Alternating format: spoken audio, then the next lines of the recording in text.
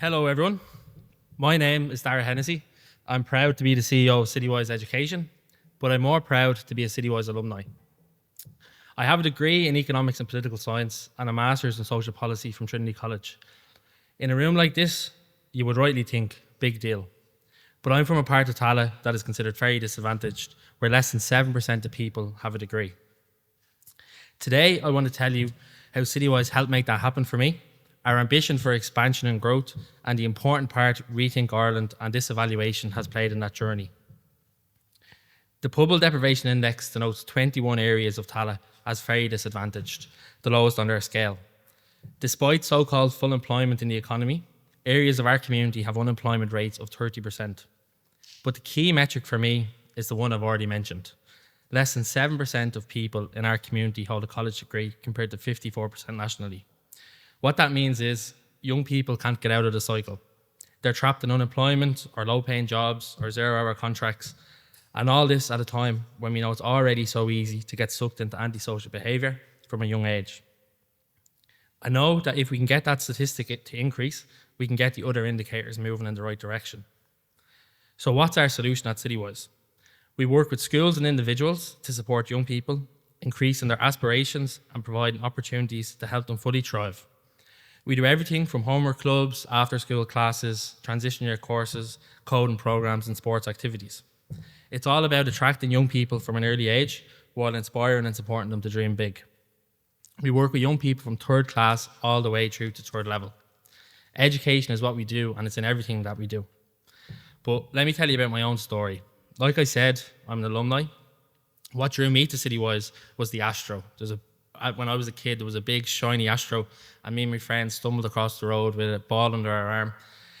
And that's when we met great staff, volunteers, junior leaders, young people who were slightly older than us, but people that we looked up to. They were cool and they were like us. That's what got me involved. They got me involved with hikes and trips and programs, and I loved it. Over time, and I only realised this now, they would trick me into learning. One of the special things was that these people normalised the idea of third level.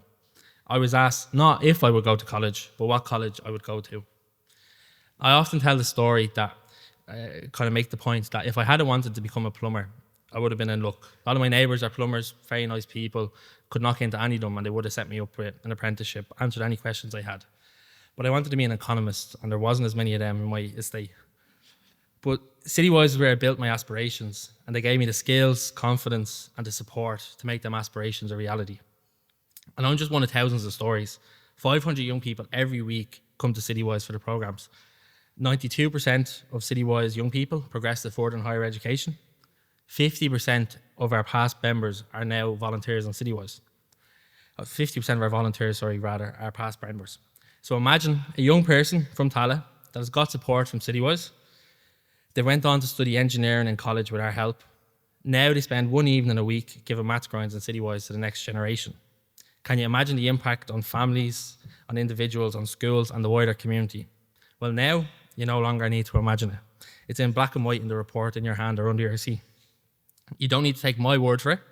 You can take the word of the research team, the UNESCO Centre for Children and Young People at the University of Galway, who have documented and illustrated the vital work and impact of our friends and colleagues across the Education Fund, Youth Funds and the Children and Youth Funds. I think that from my perspective, this research has been important in 4 different ways. We haven't heard much about the findings yet, but just from I had a preview. So one, we're taken more seriously in Citywise. It's supported our fundraising efforts. It's built our capacity in our organisation. But most importantly, it's informed our work and our plans to grow. So firstly, we're taken more seriously because saying the UNESCO Centre for Children and Young People adds a certain gravitas to our story. We've always been good at doing the work. When you look around at Citywise and see 50% of our volunteers and 60% of our staff are past participants, it's easy to be reassured that things are working well. But this research has helped us to tell that story of impact, to communicate our work to others. In turn, that's helped our fundraising efforts. Some people make decisions with their hearts and some with their heads. The findings from the research showed a return on investment when funding is given to the projects involved, making it a no-brainer. It's also important to give a special mention to the manner in which the research was conducted. The co-design aspect of the research was very important for Citywise. It's meant that the methods and tools used have increased our own capacity to continue evaluating our work beyond the education fund. And finally, and most importantly, this research has informed our work and made us better. It's helped us to identify and distill the most important aspects of Citywise and to learn from other projects and models of excellence for the sake of our young people. We have very ambitious plans for the future. In the next year, we have plans to build a first of its kind whole life net zero carbon climate science and language building in West Tallaght, sending a message that you can have the best of the best in Jobstown as much as any other community. This will help us to expand our programs by 60% in Tallaght, going from supporting 500 young people per week to 800 young people. We've also begun to deliver Citywise programs in new communities, thanks to the support of Rethink Ireland and our other funders. As we continue to grow and scale our work, we know we will turn to this research, showcasing best practice to illuminate the best path forward. To finish up, I would just like to thank Rethink Ireland and the research team for committing to this research and following through in the process. I know it wasn't always easy. This is very valuable to all of us and no doubt will inform policy and practice going forward. My final word is to ask everyone that throughout the day, when you hear more about this important research, you try to remember little Dara stumbling across the Citywise Astro. Try to remember the individual stories and young people behind the research. Good morning, ladies and gentlemen. As usual, when somebody in the real world speaks, you kind of go, oh, how do I follow that? So just to say thanks to Dara for a wonderful 7 minutes to really kind of ground this whole business and make it meaningful. Obviously, I'm delighted to be here this morning to be part of the launch of the evaluation of Rethink Ireland's education and mental health funds. And before I say anything, I just want to go back and really just take a moment to say that we're launching research today, but research is about the work of other people. We're kind of like, I don't know, who are the magpies or whoever who pick at these things. You know, it's about what people do on the ground. That's what matters today, and it's their stories that matter. And I want to just keep the focus on that during the day. But obviously, in order to reflect that work, to make it meaningful and to make it useful for policy and practice, the likes of us are required. So I just want to really emphasise that.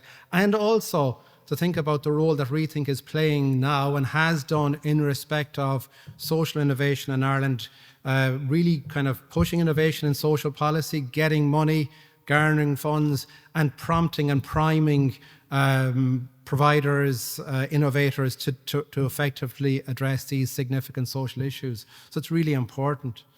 And obviously I must acknowledge the work of the research team at the university and our centre, and particularly Cormac Forkin. Cormac will tell you more about the team later on. But just to say and pick up on Dara's point about the way that the work has been done, the work has been very intense. It's been over a long period of time. It has involved a number of different people. When you work for the better part of 6 years on something, people change, but everybody's made a contribution here, and it's hugely significant for our centre, and it really is a flagship piece of work, and we're very, very proud of it. And just to really make that point. Obviously, I have to talk about my predecessor. I'm a UNESCO professor at the University of Galway. I'm appointed in that role since last summer.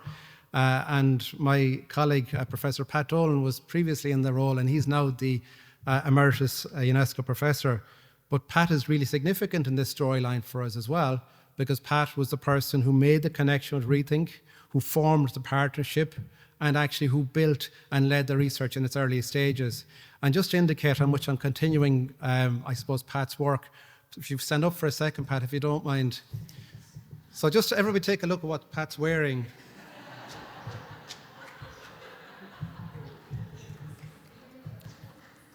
Joking aside, I suppose, just to highlight Pat's work in continuing to make an impact on the lives of children and young people in Ireland and internationally. I suppose I've been asked to say a couple of words about transformative education and so on.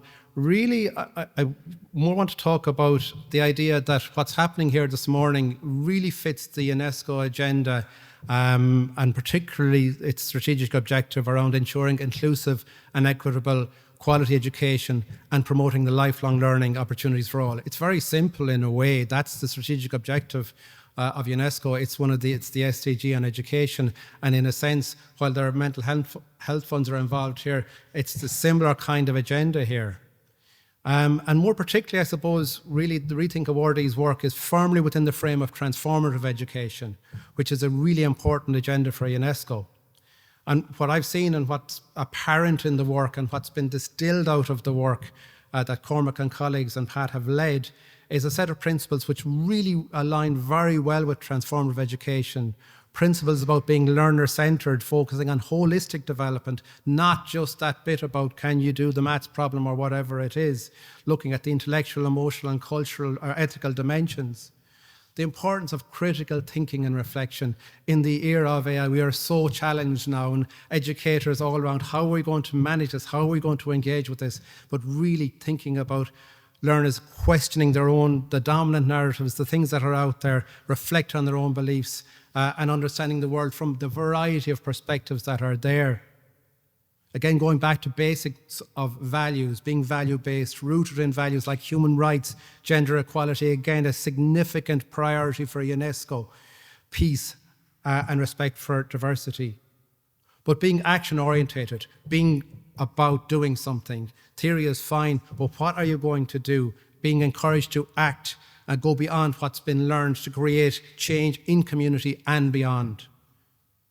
And again, reflecting our methodologies in the research, being participatory and inclusive, promoting dialogue, collaboration, democratic engagement in the classroom and outside. So the composite report being launched today and its evidence-based model reflects how the Rethink awardees equip participants with the skills to embed sustainable well-being in their lives, and it is an exemplar of transformative education.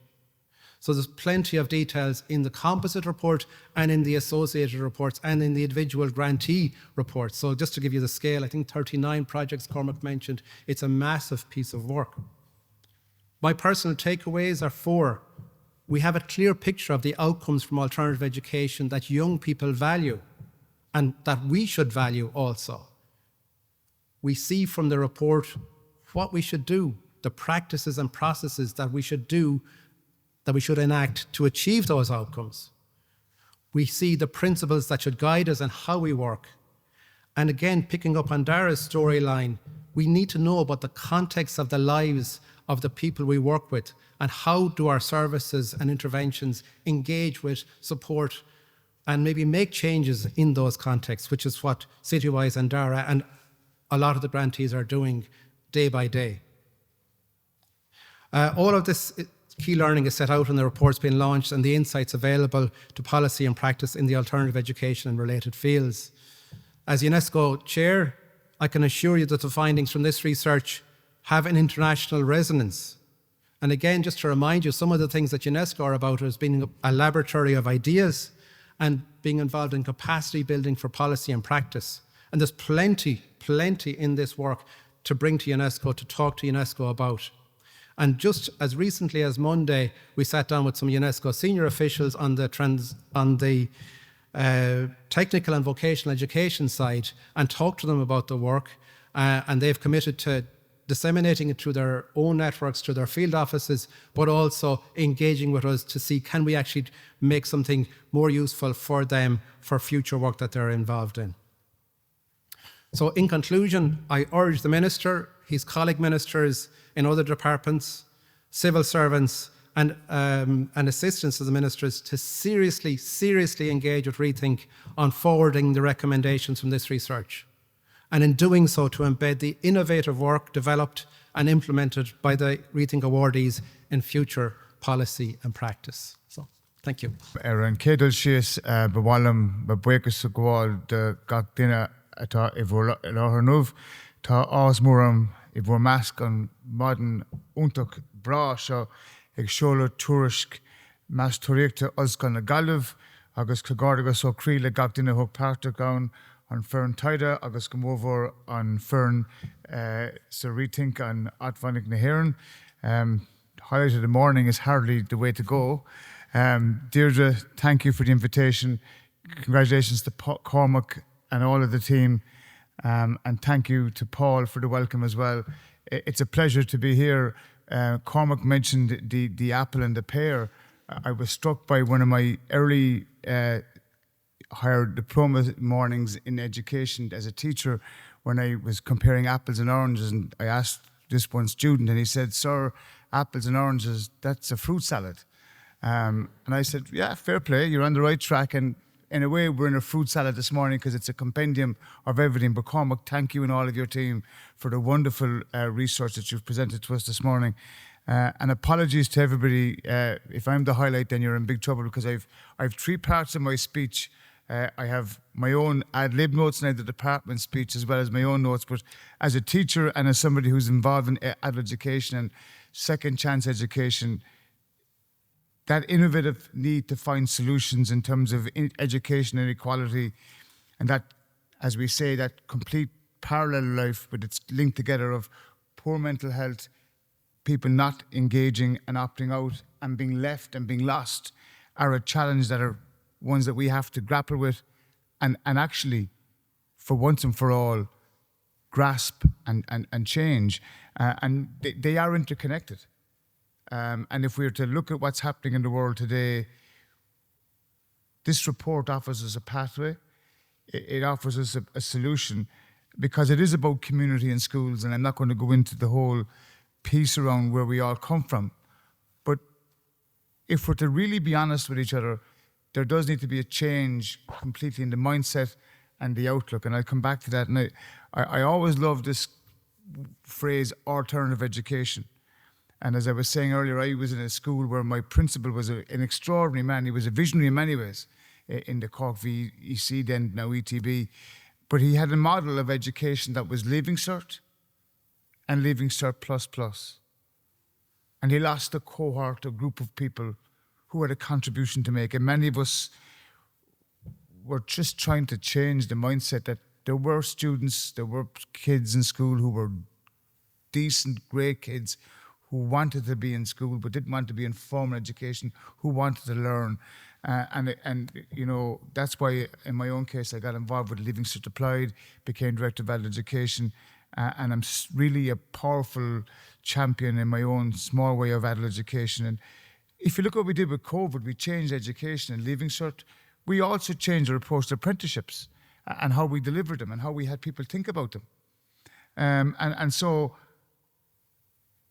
I would ask us all this morning to continue to be investigative around that second chance, that second choice, that alternative piece. Because I think it was Anne-Marie said, the child who becomes disengaged and whose needs are not met, we're actually failing them. And we have a duty of care. And just this week I met with parents in my own constituency office on Monday in Cork. Parents exasperated, frustrated, and the child frustrated and exasperated by the way they just can't cope with mainstream education. And I see Hugo McNeil here, who's done so much great work in Trinity. Thank you, Hugo, for believing in the power of the person and giving those people who society has looked at maybe as being different, but you brought them into the heart of Trinity. So thank you very much, Hugo, for that. Equally, the Cork Life Centre is in the report and model, is one that I really am a huge believer in. And you spoke about the policy, the research and the practice. Well, let's just try and maybe get that all together as a synergy. And if I can just refer to the positive mental health, it's critical to all of us. The sun is shining today. It puts us all in good humour.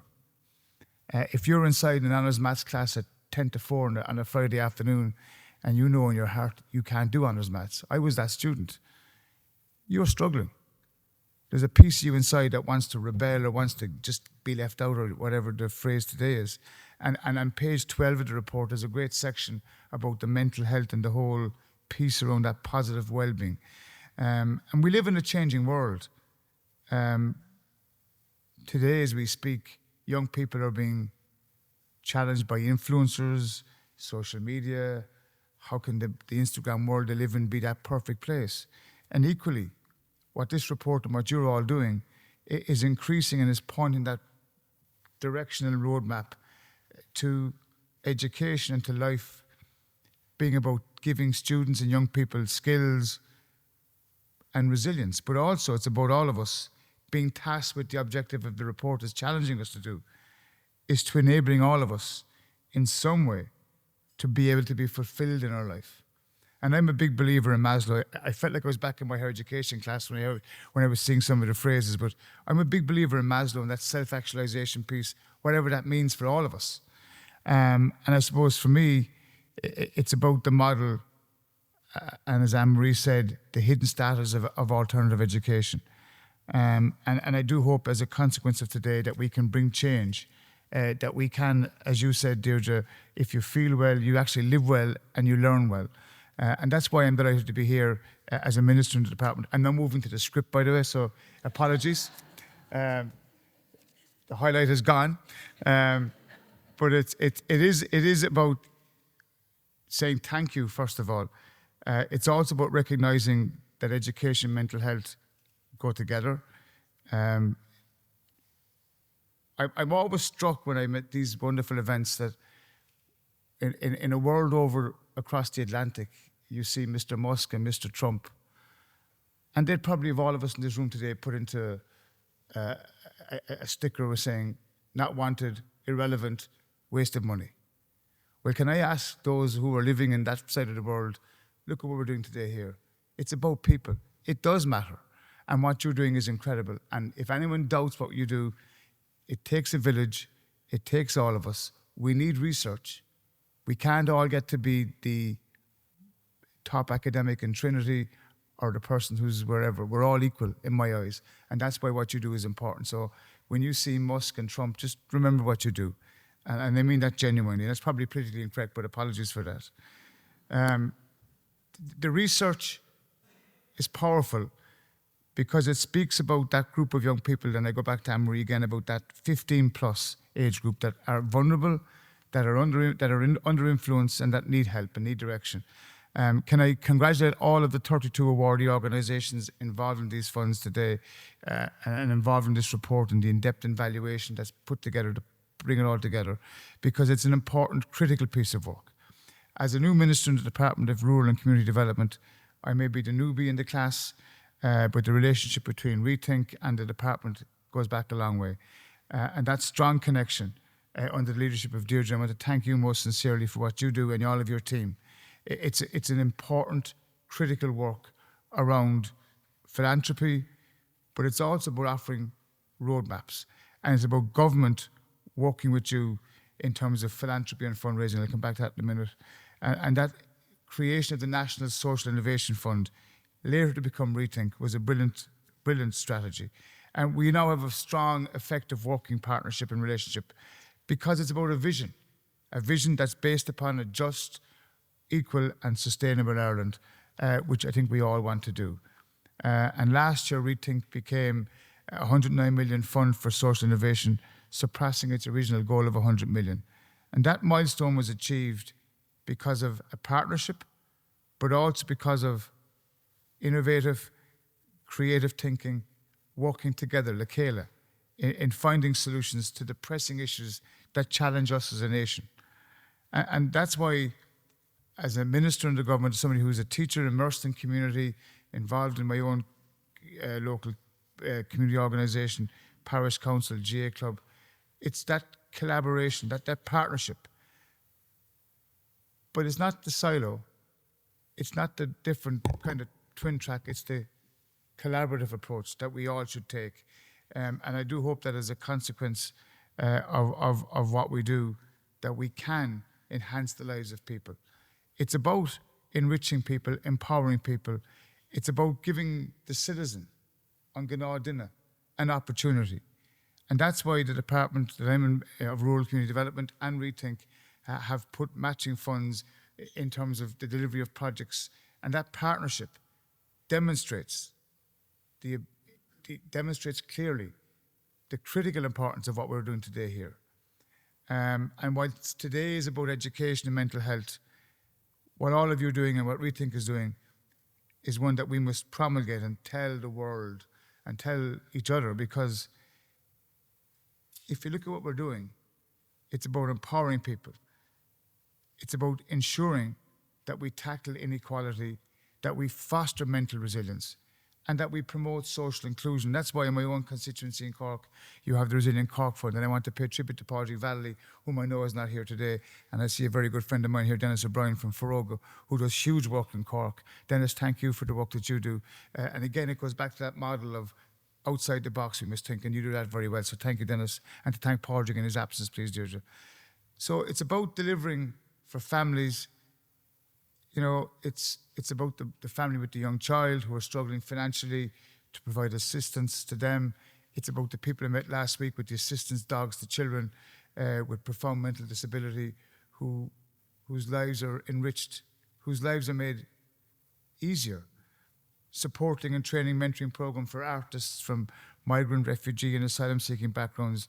And the impact of these funds cannot be underestimated. And this is not just, you know, Cork and Dublin and Galway, it's all over our country. It's about promotion. And as you had in your theme there, promotion, prevention and intervention. And intervention is something we miss at the beginning, and it's a mistake that we make a lot.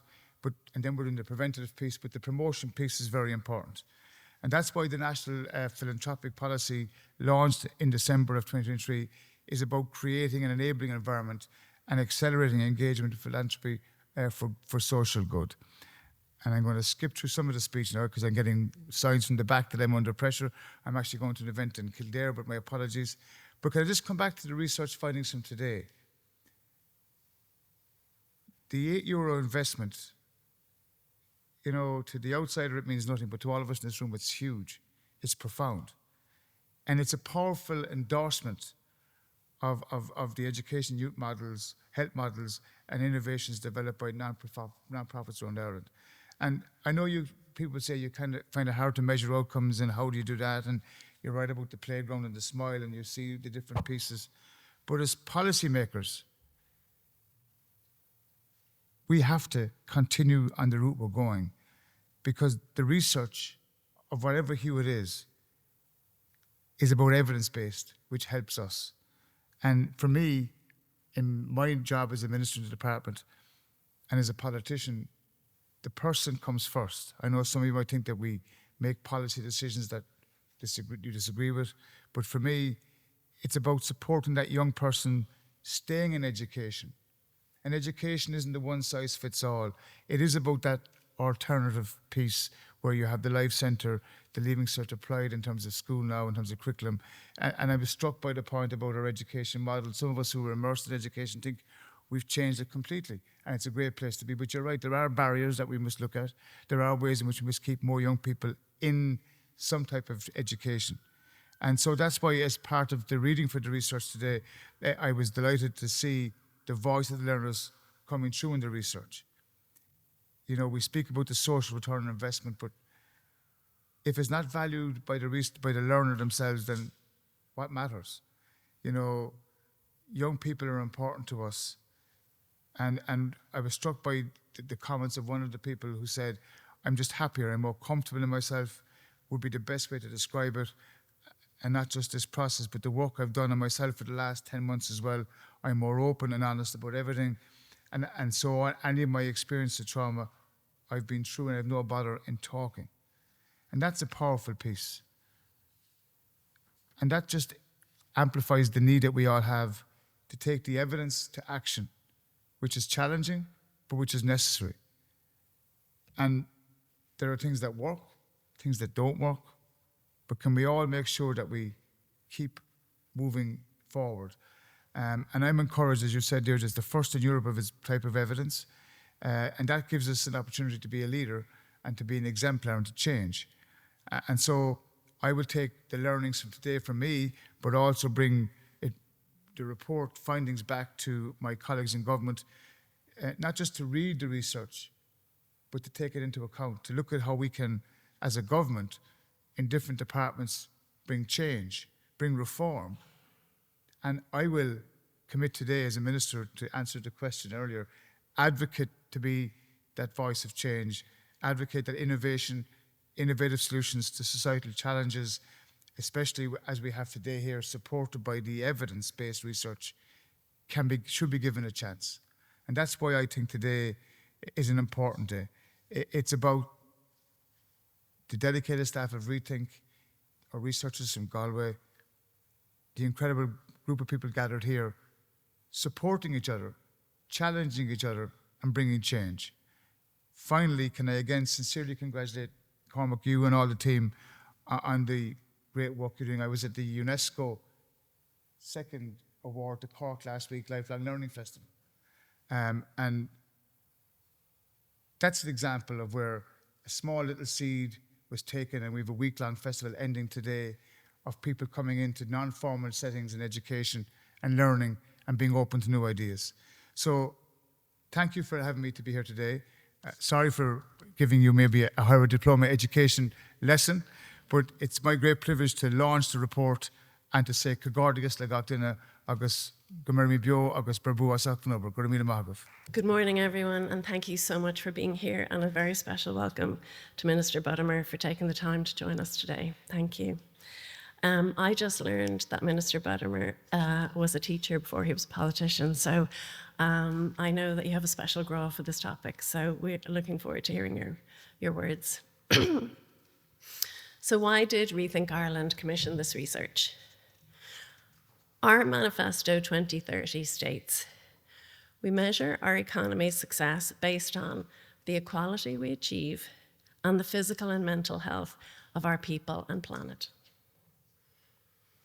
We're all familiar with the data on youth mental health in this country, especially post-pandemic, and every family is touched by this issue in some way.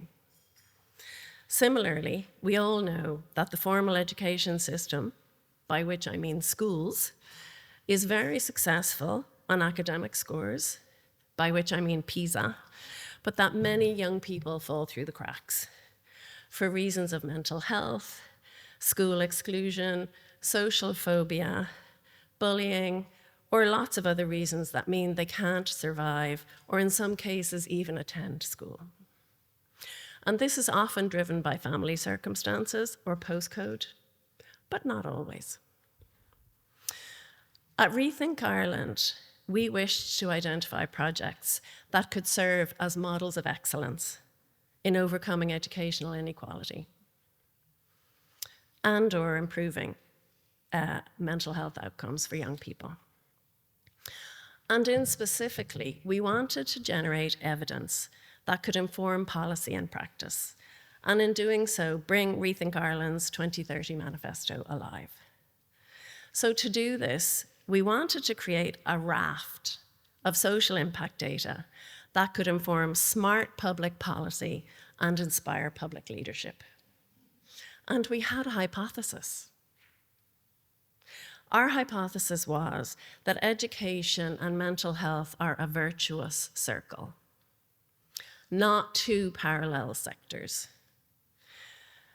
And not two parallel sectors that are separated in policy, practice, and funding. We believed that learners learn better if they feel well, and if they feel well, they learn better. So good mental health and education feed each other, expanding the spiral of well-being. So they're a spiral of well-being, not two parallel lines. And this research, in the end, supports this hypothesis. At this stage, I want to acknowledge the people who brought us here today. This research took 5 years, and it's been in generation for 7 years. First, I want to thank the interdisciplinary University of Galway research team, led by Dr. Cormac Forkin, who you're going to hear about it here in a moment, of the UNESCO Child and Family Research Centre, for their tenacity, especially through the pandemic, when all the services that we're actually talking about in this research clearly closed and data collection had to stop. You will meet them shortly. But next, I want to thank the Rethink Ireland team. These programs and this research was the brainchild of Martina von Richter. And Martina was the Director of Impact Operations at the time. And it was ably brought to life in the early stages by Anne Dermody, Jessica Curtis, and Aisling Redmond, who couldn't be with us today. But a whole new team brought it home.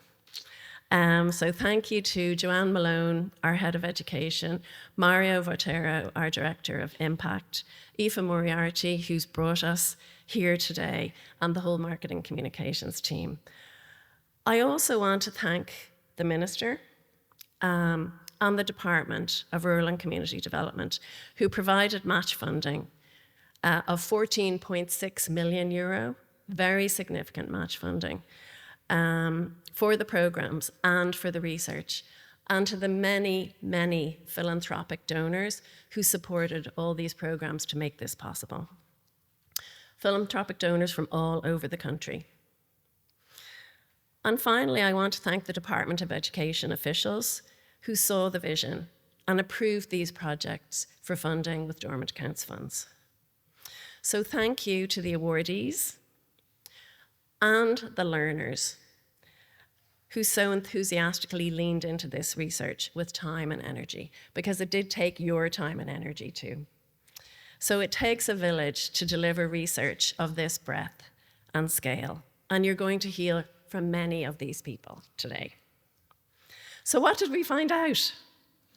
We funded 39 projects, of which 24 participated in the research and 19 completed that long research journey. And for these, we invested €18 million. €18 million, that's a lot of money. That's 18 million that had to be raised and matched. So a key research question was, what is the social value of these projects? How can we define this in a way that's meaningful and easy to understand? And we decided to use the social return on investment methodology, which is the first time that it's been used on these issues and at this scale, in Ireland or internationally. So what did we learn? So that €18 million investment generated 145 million in social value. And that's determined by the learners themselves. So that means that for every euro invested, it generated €8 in social value. 8 to 1. I'd take that on my savings if I could. The very special thing about social return on investment is it reveals to us not what the funders think, not what the service providers think, but what the learners think themselves is where the value lies. So it's quite radical in some ways, but at the same time, it's a very clear metric. So the participants determined where the value lay. So we think 8 to 1 is an incredible achievement that justifies much more investment in the social innovation approach to solving critical social issues. What else did we find out? Lots of other things, but I'll just tell you a few. Schools and other education projects, whether at primary or second level, are divided into parallel lines. I mentioned this by policy. So for example, until recently, schools came under the Department of Education and youth came under the Department of Children and Youth, etc. And therefore, there are different funding lines, there are different funding criteria, there's different definitions, there are different staff qualifications. Everything is separate. And this research shows that, in fact, it is a spiral and not parallel lines. So the participating projects worked from the community into schools. They worked from the schools into the community, and some of them worked completely within the community. But they were all effective in what they did, and the collective was an 8 to 1. So we've learned that that borderline between the formal education system, which is schools, and what we have called alternative education and mental health projects is actually porous. It's not a line. It's a dotted line where effective interventions are constantly moving back and forth between them. And so, in fact, it's not a helpful definition in terms of designing policy, funding, or practice. So our aim is that the research findings will inform policy, research, and practice in Ireland and internationally. We know this research is of international significance, and it will be presented in OECD and UNESCO fora, as well as here, just to start. And the academic studies that we're discussing today in this room make a profound and persuasive case for continued investment in social innovation within Ireland, something that our own government has shown an interest in for almost a decade. Equally importantly, they highlight the key role that forward-thinking youth mental health supports and alternative education models can play in supporting the most vulnerable and marginalised young people in our society, and how they can link in with mainstream educational pathways in an incredibly impactful way. In fact, in a life-changing way. So in the short term, we believe it can inform the first out-of-school education provision implementation plan. The strategy's already there. The implementation plan is being developed as we speak. So we believe it can inform that very first implementation plan by what's now called the Department of Education and Youth. So that first silo has been broken down by this government, and we welcome that. So to conclude, everyone here believes that our children, our young people, and all of our learners need and deserve equal opportunities to learn and to experience positive mental health. And this research tells us how to do that. The possibilities are endless. Thank you very much. So just before I start, I want to introduce you to the research team that have been involved. So the first person on your left is Tanya Kovacic. Tanya's been the lead postdoctoral researcher on the project since the very start. Anne-Marie Chalou has been a researcher on the project in the more recent times. Tim Goodspeed from Social Value UK and More Than Outputs has been our expert guru around social return on investment. And Brendan Dolan, a postdoctoral researcher on the project as well. Also want to acknowledge Pat Dolan, who was involved from the very start with the work, and Leonor Rodriguez, who was also with us from the early stages of the work as well, and Caroline Fahy. So Caroline can't be here with us today as well. So I just want to acknowledge the work of the team before I start. So the title that we want to talk about is Why Wellbeing Matters. And as you'll see from the publications, and you'll see from the work that you have been given on your seats and so on, we want to try and explore that a little bit through the nature of kind of what the findings are. And what we're going to get to at the end of all of this is we're going to get to a model around suggesting how to embed, using the evidence that we have, sustainable wellbeing approaches for participants in alternative education and youth mental health projects. That's the essence of what we're trying to do. So I'll bring you through this. We'll swap back and over to do our bits as we go through it. So the first bit I'm going to do is just talk to you a little bit about well-being, just to kind of set it up that you get an idea of where we're coming from with the concept of well-being. It's really important to consider and to be on the same page when we talk about that. We'll then move on to the context for the work around the alternative education and education inequality and youth mental health that Deirdre referred to, and then we'll get into the findings. And we're looking forward to talking with you about this afterwards as well. So why wellbeing matters? What's the issue here, and why did Rethink respond to this, or how did they respond to it? So when you think about well-being and you think about what it is, we know that it plays a crucial role in the lives of our children and young people. But the point is that if you look at the literature around it, there's a very unsure definition. It's a contested concept. And the reason that it's contested is that it's socially constructed. It's something that differs between cultures and places and times and so on. What we like about these particular definitions that we're showing here is that it talks about subjective, material, and more importantly for us, the relational aspect of well-being. So when you think about the relational aspect, what we're talking about is a process of relationship between one person and another. And that in order to secure that sense of well-being, that's one of the core things that are crucial to what you need and so on. So when we talk about well-being and we talk about why does well-being matter, we're thinking about the nature of these things and these concepts as we go through. So how people feel and function personally, first of all, and then how that spills over into society is exactly what we're talking about and why this stuff is important. Why so? Because as Deirdre mentioned, not everybody has the experience of well-being. Not everybody gets to that place where you have those three concepts, those three dimensions. We're all fortunate in our own lives that we're here today, that we're able to be here today.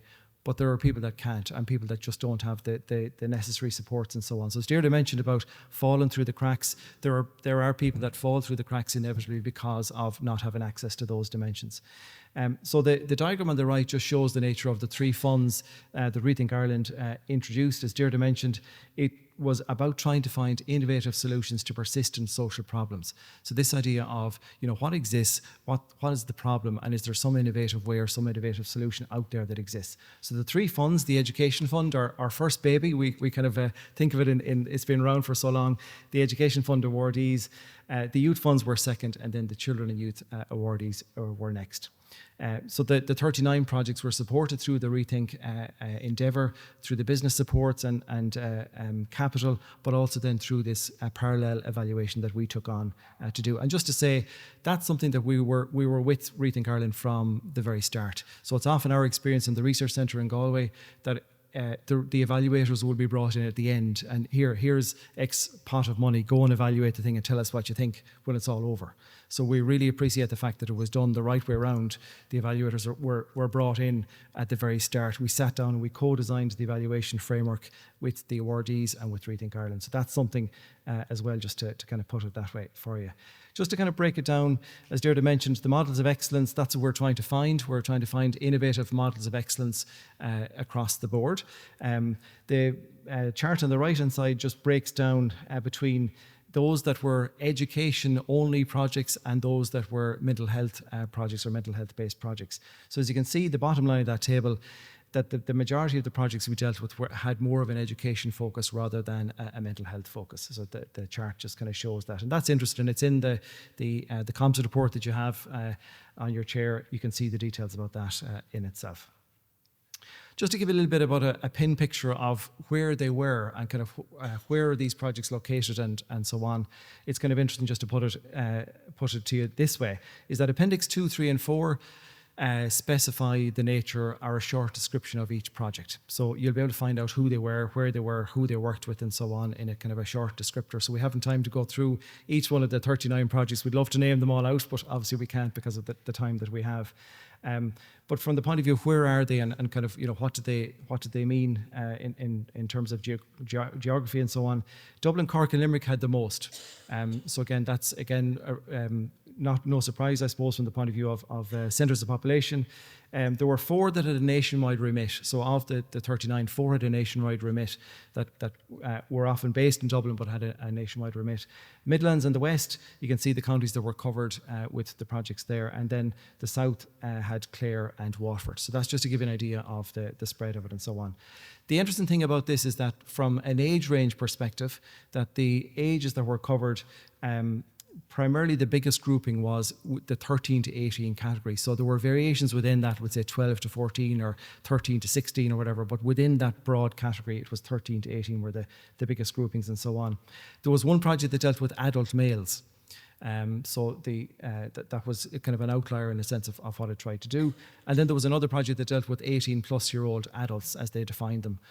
And there was one project that was based in a primary school. So it just gives you a sense of the breadth of it. So this isn't just one type or one area or one kind of cohort. It's a cross-section of a whole type of a set of projects that are in existence across the country. And just to say, obviously, this is representing, the 39 projects. If Rethink were to do this again, they'd find another 39. They'd find another 39 on top of that. This is a snapshot of a piece of work that has gone on over a period of time to give you the example of what this means, in a practical setting and so on. So what I'd invite you to do is when you get chance and when you get home or whatever, is to have a look at the flavour in those appendices that I mentioned to you of what the projects are. And obviously we have the fund level reports as well that you can look at, which are separate, that will give you the detail of all of that as well. So why were these funds needed? So that's just the kind of background to it. Why were these kind of funds needed? We just want to give you a little bit of context. So Tanya and myself and Marie will talk to you a little bit about the kind of theoretical context and the practical context of why these funds were needed and so on. So just going to say a little bit about the mental health side of it. We know every time that we pick up the paper, we switch on whatever media that you're tuned into, we hear all about, Irish government's attempts to try and address mental health issues, particularly for young people. And we were just talking about it outside, the idea that since COVID, we have a generation of young people that we know have been impacted, but we haven't necessarily seen the outcome totally of that yet. So when we talk about mental health, what are we talking about? And mental health functioning, we're talking about being able to successfully realise your abilities, being able to cope with stress, work productively, and make a contribution to society. So again, it's the same thing about the individual development spilling into the community or spilling into the contribution of broader society.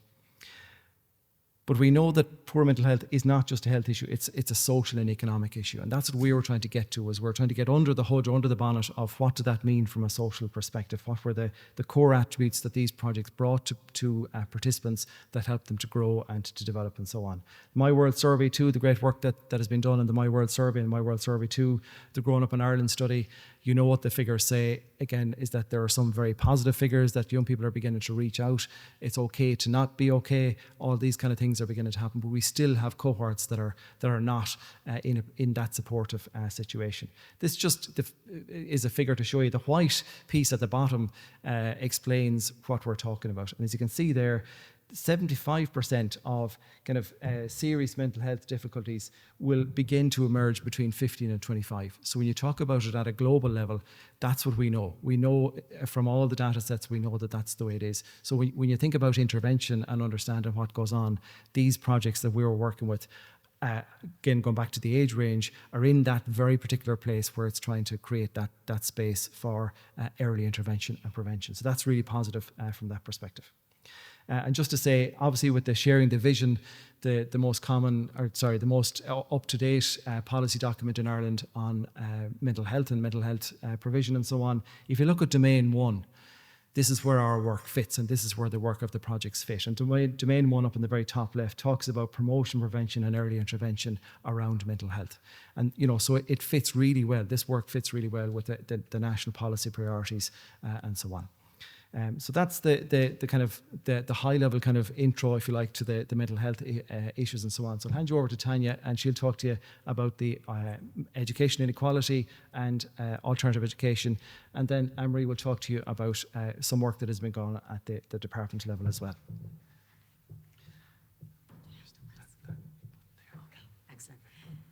So hello everyone. We are also part of the research team, and we will present a little bit about the context in which we developed the whole evaluation. So first we have to a little bit focus on the overall structure and overall kind of macro context in which education actually lies. So we know that educational inequality is a persistent feature of education of Ireland since the independence of the state. And that there was only one little moment when actually the state embraced the idea of educational inequality, and that was actually after the OECD report in 1965, when the access to the second level education was open to everyone. So there is a very significant need to actually address the idea of educational inequality from the governmental perspective. And because we have a minister here today, I would like to actually ask him if he would make this as a priority of his term. So just to give you also a feeling, students actually from different socioeconomic backgrounds attain different educational outcomes in Ireland.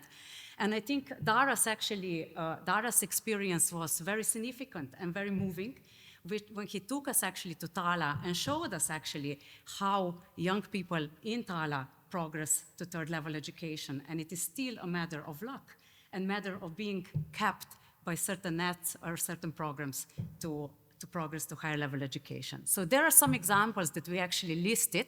So for example, 4.9 students from disadvantaged areas to 10 students from affluent areas attend third-level institutions in this country.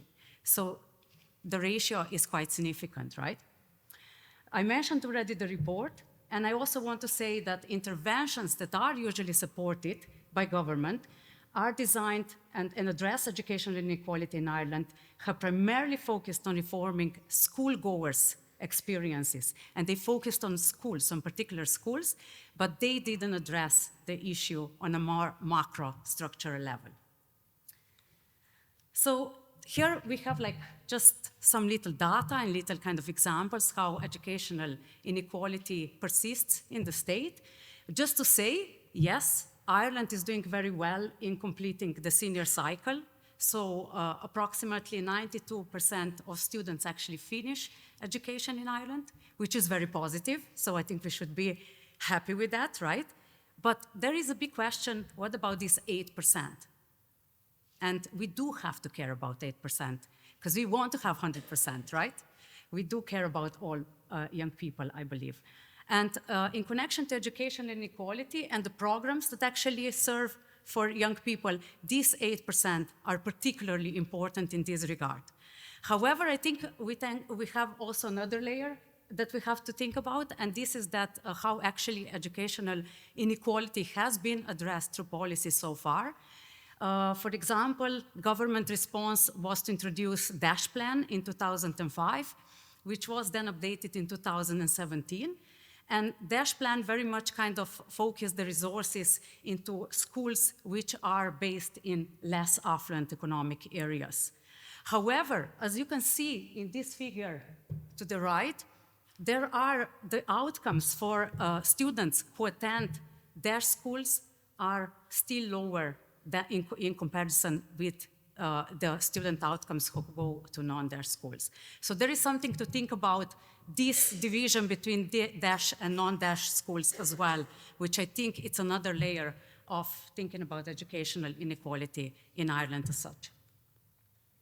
So just to give you now a feeling, when we started with this evaluation, we came across the idea of alternative education, and us, Deirdre very nicely kind of took us on a journey through introducing 3 funds. We were actually discussing loads of terminology at the time with Martina, with Jessica, and so on, which term would be kind of the best to introduce to capture the work of the projects that do such a significant work with young people in Ireland. So alternative education came out by looking at international literature. And we found out that several things. So first of all, that also across other, particularly Anglo economic model countries, the formal system is not fit for every child. Yeah? And we also saw that alternative education has very much developed as a response to state-provided mainstream education with its innovative curriculum, flexible programs of study, very much corresponding with students' interests and needs. So there are listed some typical kind of characteristics of alternative education as found in the literature. I mentioned already innovative curriculum, very much also bridging the idea of formal and non-formal education. So all these aspects of youth work are very much present in alternative education as well. And what it struck me personally is very much that the relatedness. So how do actually students and providers relate to each other is very important. It's much more horizontal, less hierarchical, more equal, and providing value and voice to young people, and very much looking at the strength-based approach to young people instead of looking at remedial or at-risk approach, if you put it like this. Following to this line, we do have 2 different approaches to alternative education flying in the literature. So one is called learning choice. Learning choice is very much that young people and their families choose actually alternative education as their alternative option, while youth at risk perspective very much focuses on the idea that the behavior of young people should be fixed as a result of the challenges that they faced in mainstream school. So we have a sort of youth at risk approach and strength-based approach, if you put it like this. So the onus of change with the first one is on the structure, and the onus of change on the second one is on individual students and their behavior. Yeah? So it's very significant. So policy responses also in particular place and time very much are crucial in shaping the meaning of alternative education. And we do know that in Western societies, since 1980s, neoliberal agenda is very prevalent in shaping alternative education, going more towards this second model, youth at risk, instead of looking at an idea how we could change structures that would work better for young people. And I'm going now to pass the word to my colleague, Anne-Marie.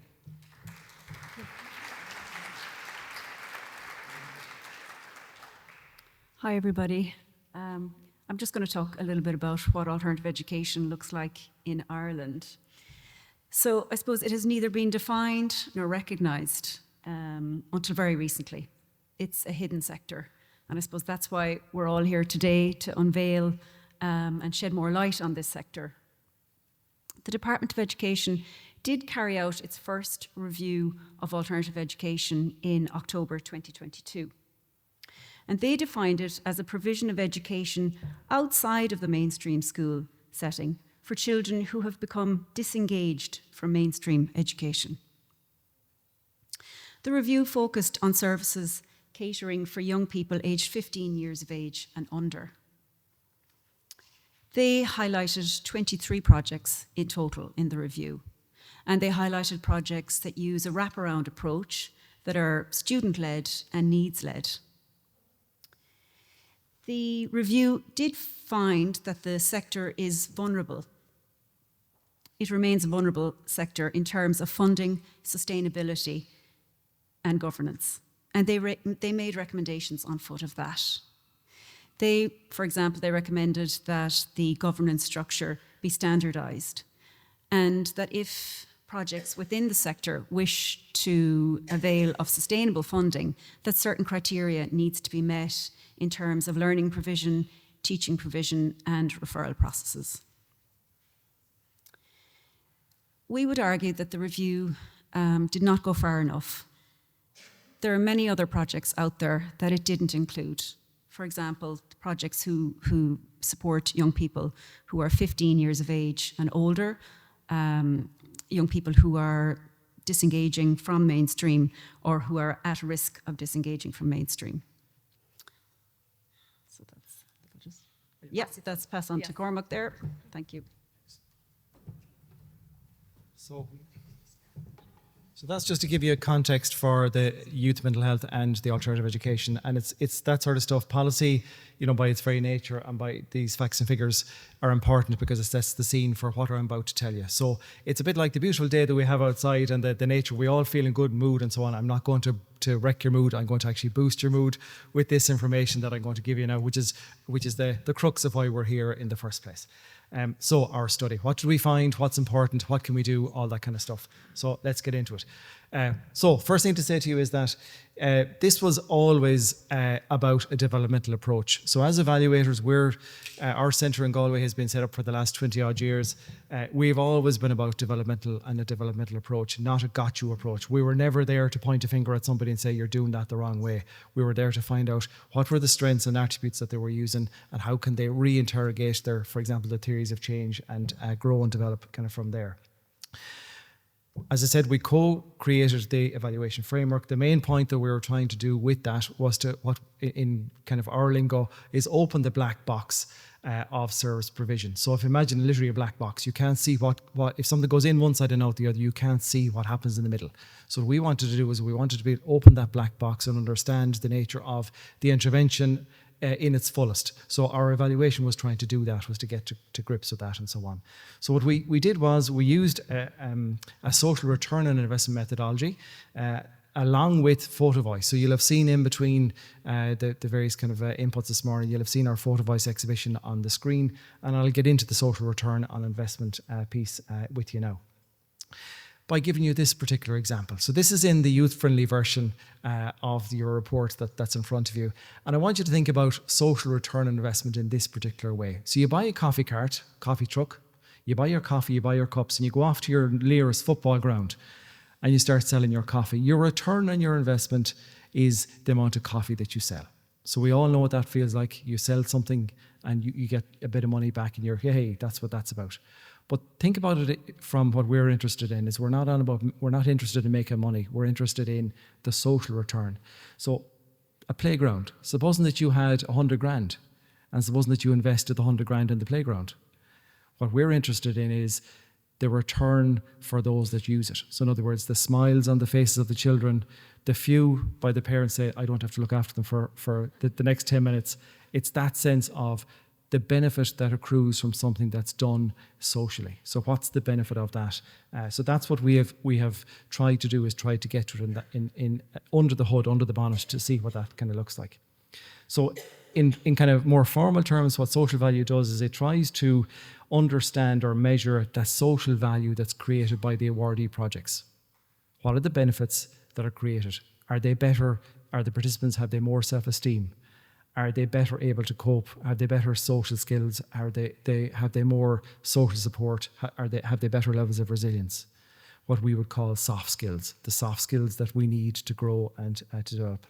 So Tim will talk about it later, but our social return on investment approach is part of an internationally accredited framework.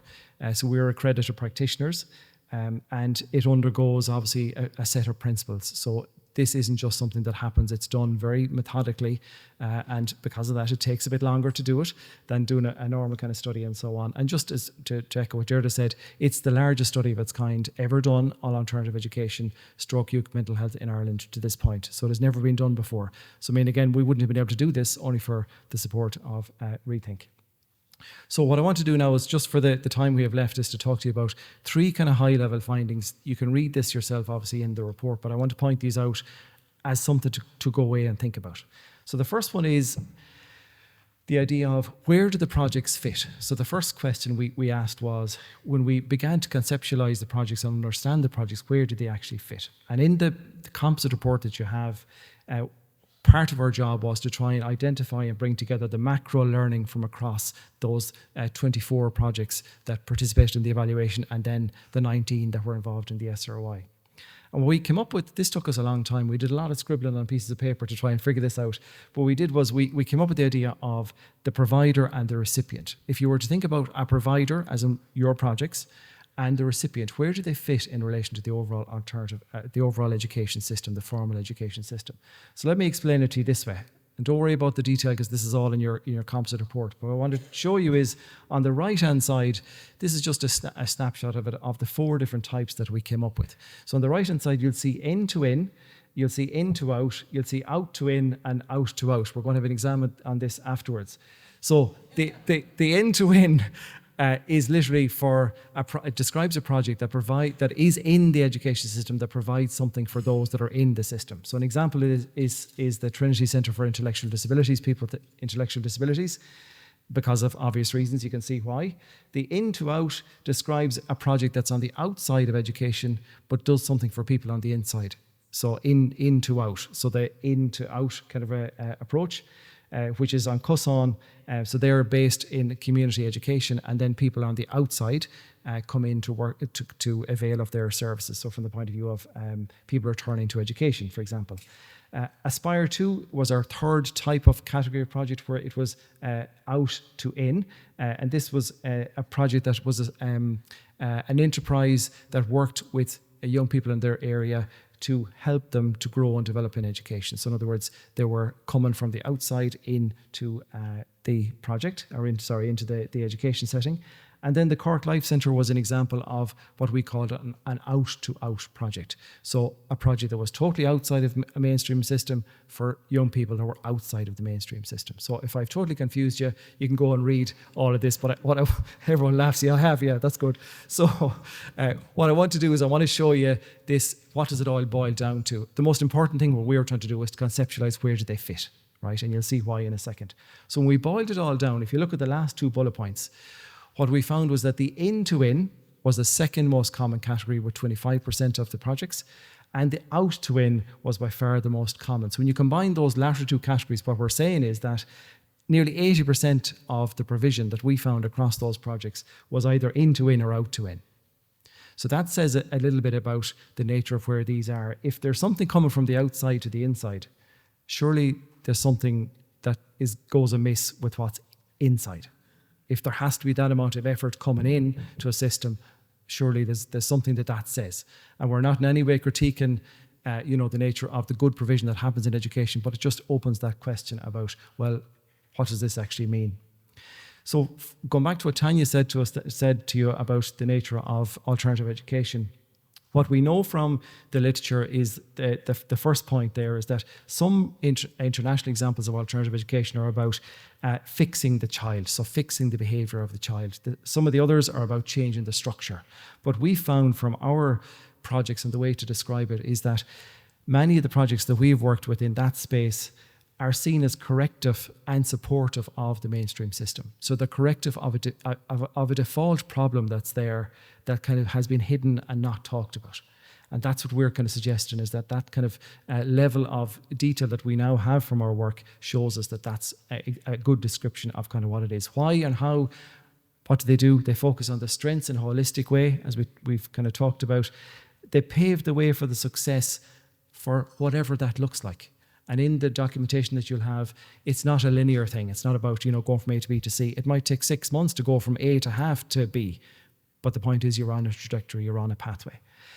And the idea that it's serving to kind of enrich and complement what's already happening in the formal system, but do it in a different way. So that's kind of going back to the idea of the in, out, out, in kind of idea.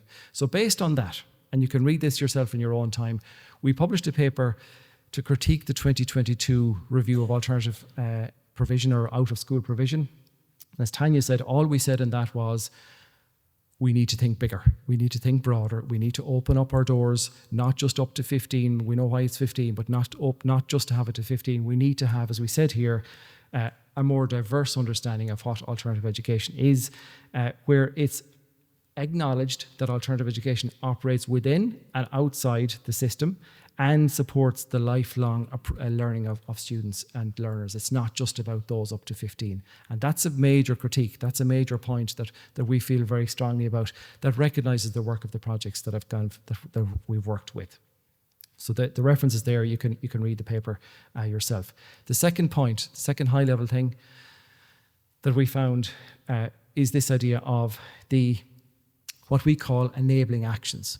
So go back to the black box. When we looked at the projects and we looked at the nature of what they did, we were able to identify, using an international model, we were able to identify what are known as the practices and processes or key actions that are at play in each project. So here's an example from Engage in Education in Limerick as an example. So you can see on the right-hand side of that table, you can see the things that they do to make it happen for the participants on the ground. So what we have is now we have a raft of data from all those projects that took part in the research, where we can say this is actually how they do their work.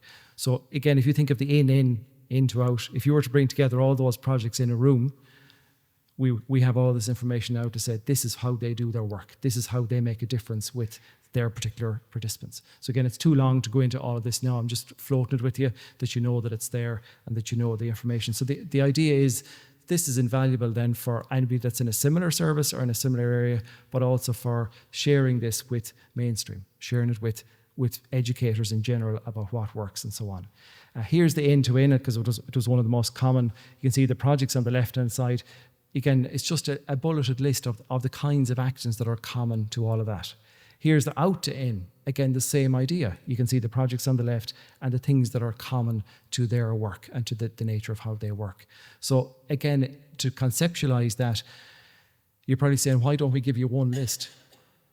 There's no point giving you one list, because there is no one project that's exactly the same. There's no right way to do this, if you know what I mean. But what we have done, and I'll show you now, is we've brought it together in a different way by looking at when you add it together. When you add an apple and a pear together, what does it add up to be? That's your analogy for the day. But that's exactly it. It's awful easy to add two apples together, but if you add an apple and a pear, what do you get? So this is why we didn't present it in that particular way. The other thing we have, as well as those practices and processes, we have pictures. Some of you might have come across a methodology called photo voice, and photo voice is literally where we give disposable cameras to participants. We give them a set of things to do, to take pictures of what was important for them in the nature of their provision. And they came back, and the pictures that you've seen on the screen ahead of us kind of describe that. Right. Theme 2, the second thing. So we have the practices and processes. We know about the definitional issue and so on.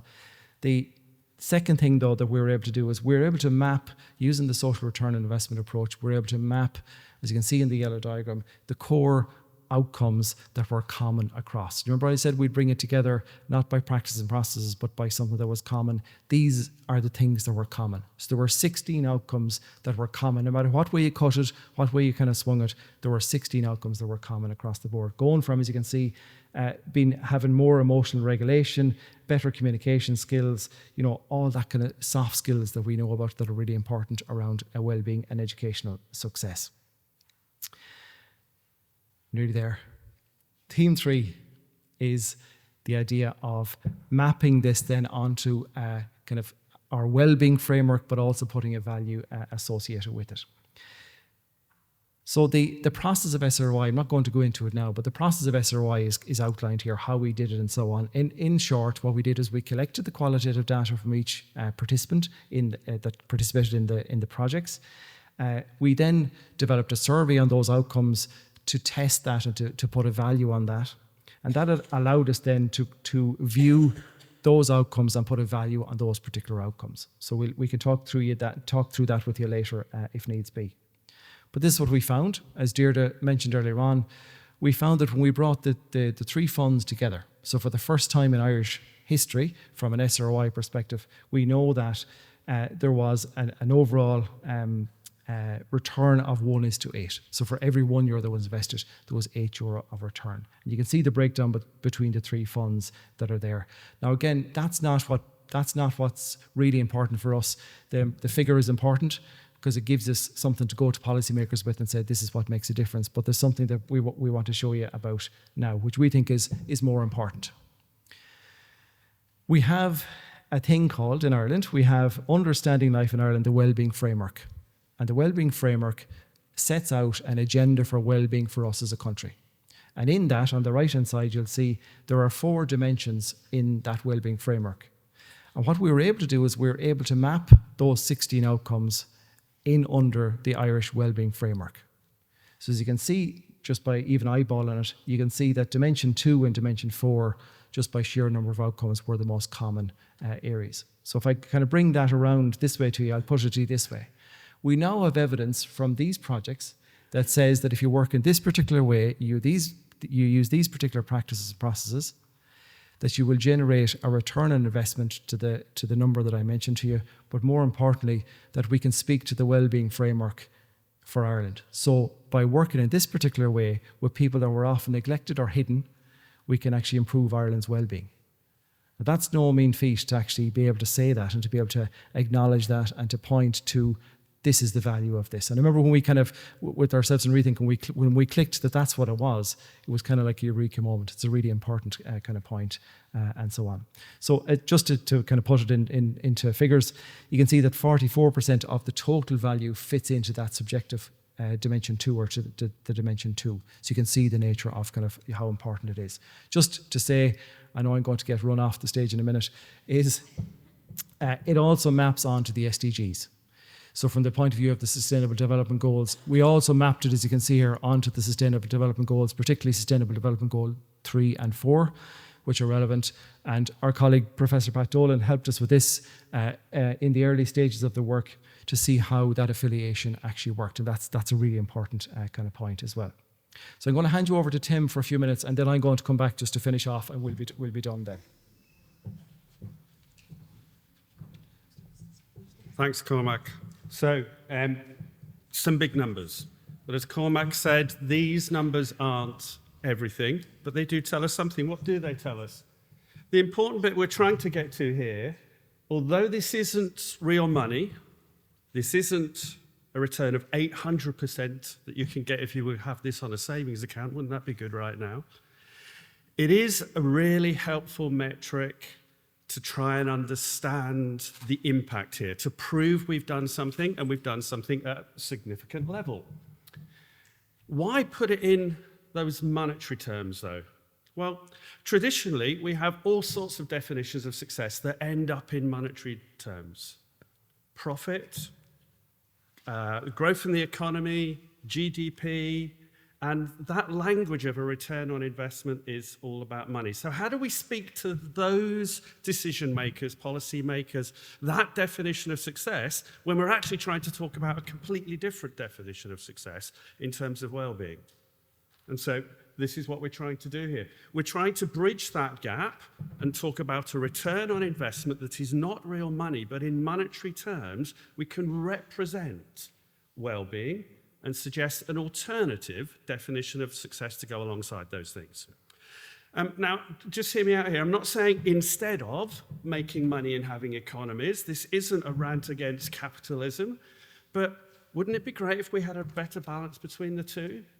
If our students weren't just measured by their ability to get jobs and contribute to growing economy and making profits. And so we're trying to suggest with, I hope, a useful metric that we can put something alongside this. Cormac, it's time you woke up, apparently. Well, it now says you get a 37-minute snooze. So, a nice, handy little metric, but does it tell us everything? Of course not. And we've got to be really careful about loading everything we've done that the team have talked about so far into one neat little number. I hope you can see the dangers of that, and we questioned our sanity as we did it at times. But it is useful, again, to prove what we have done, the significance and the scale of what you have done with the projects. It's not everything, but I think it takes us a long way. As a method, it hasn't been going as long as financial accounting and other bits of economics, so it doesn't have that maturity. So there are some risks, there are some things we're still improving on that. And there's also got to be a limit to how much resource we put into measuring stuff. If we're not careful, we could have spent all of the funds on doing research, economics, statistics, lies and damn lies. Somewhere along the line, we've got to find the right balance between doing some of this stuff in the measurement and proving it without spending too much of the resource that should be going to the projects for delivery. So I'm not saying it's perfect. I'm not saying the number is everything. But I think it's useful, not just for proving, but I think it also, if we think about what it does present, what it is useful for, it's also useful for improving things. So if you take that number and we build it into a league table or we compare projects, that's wrong. That's not what it's designed for. That's not what it tells us.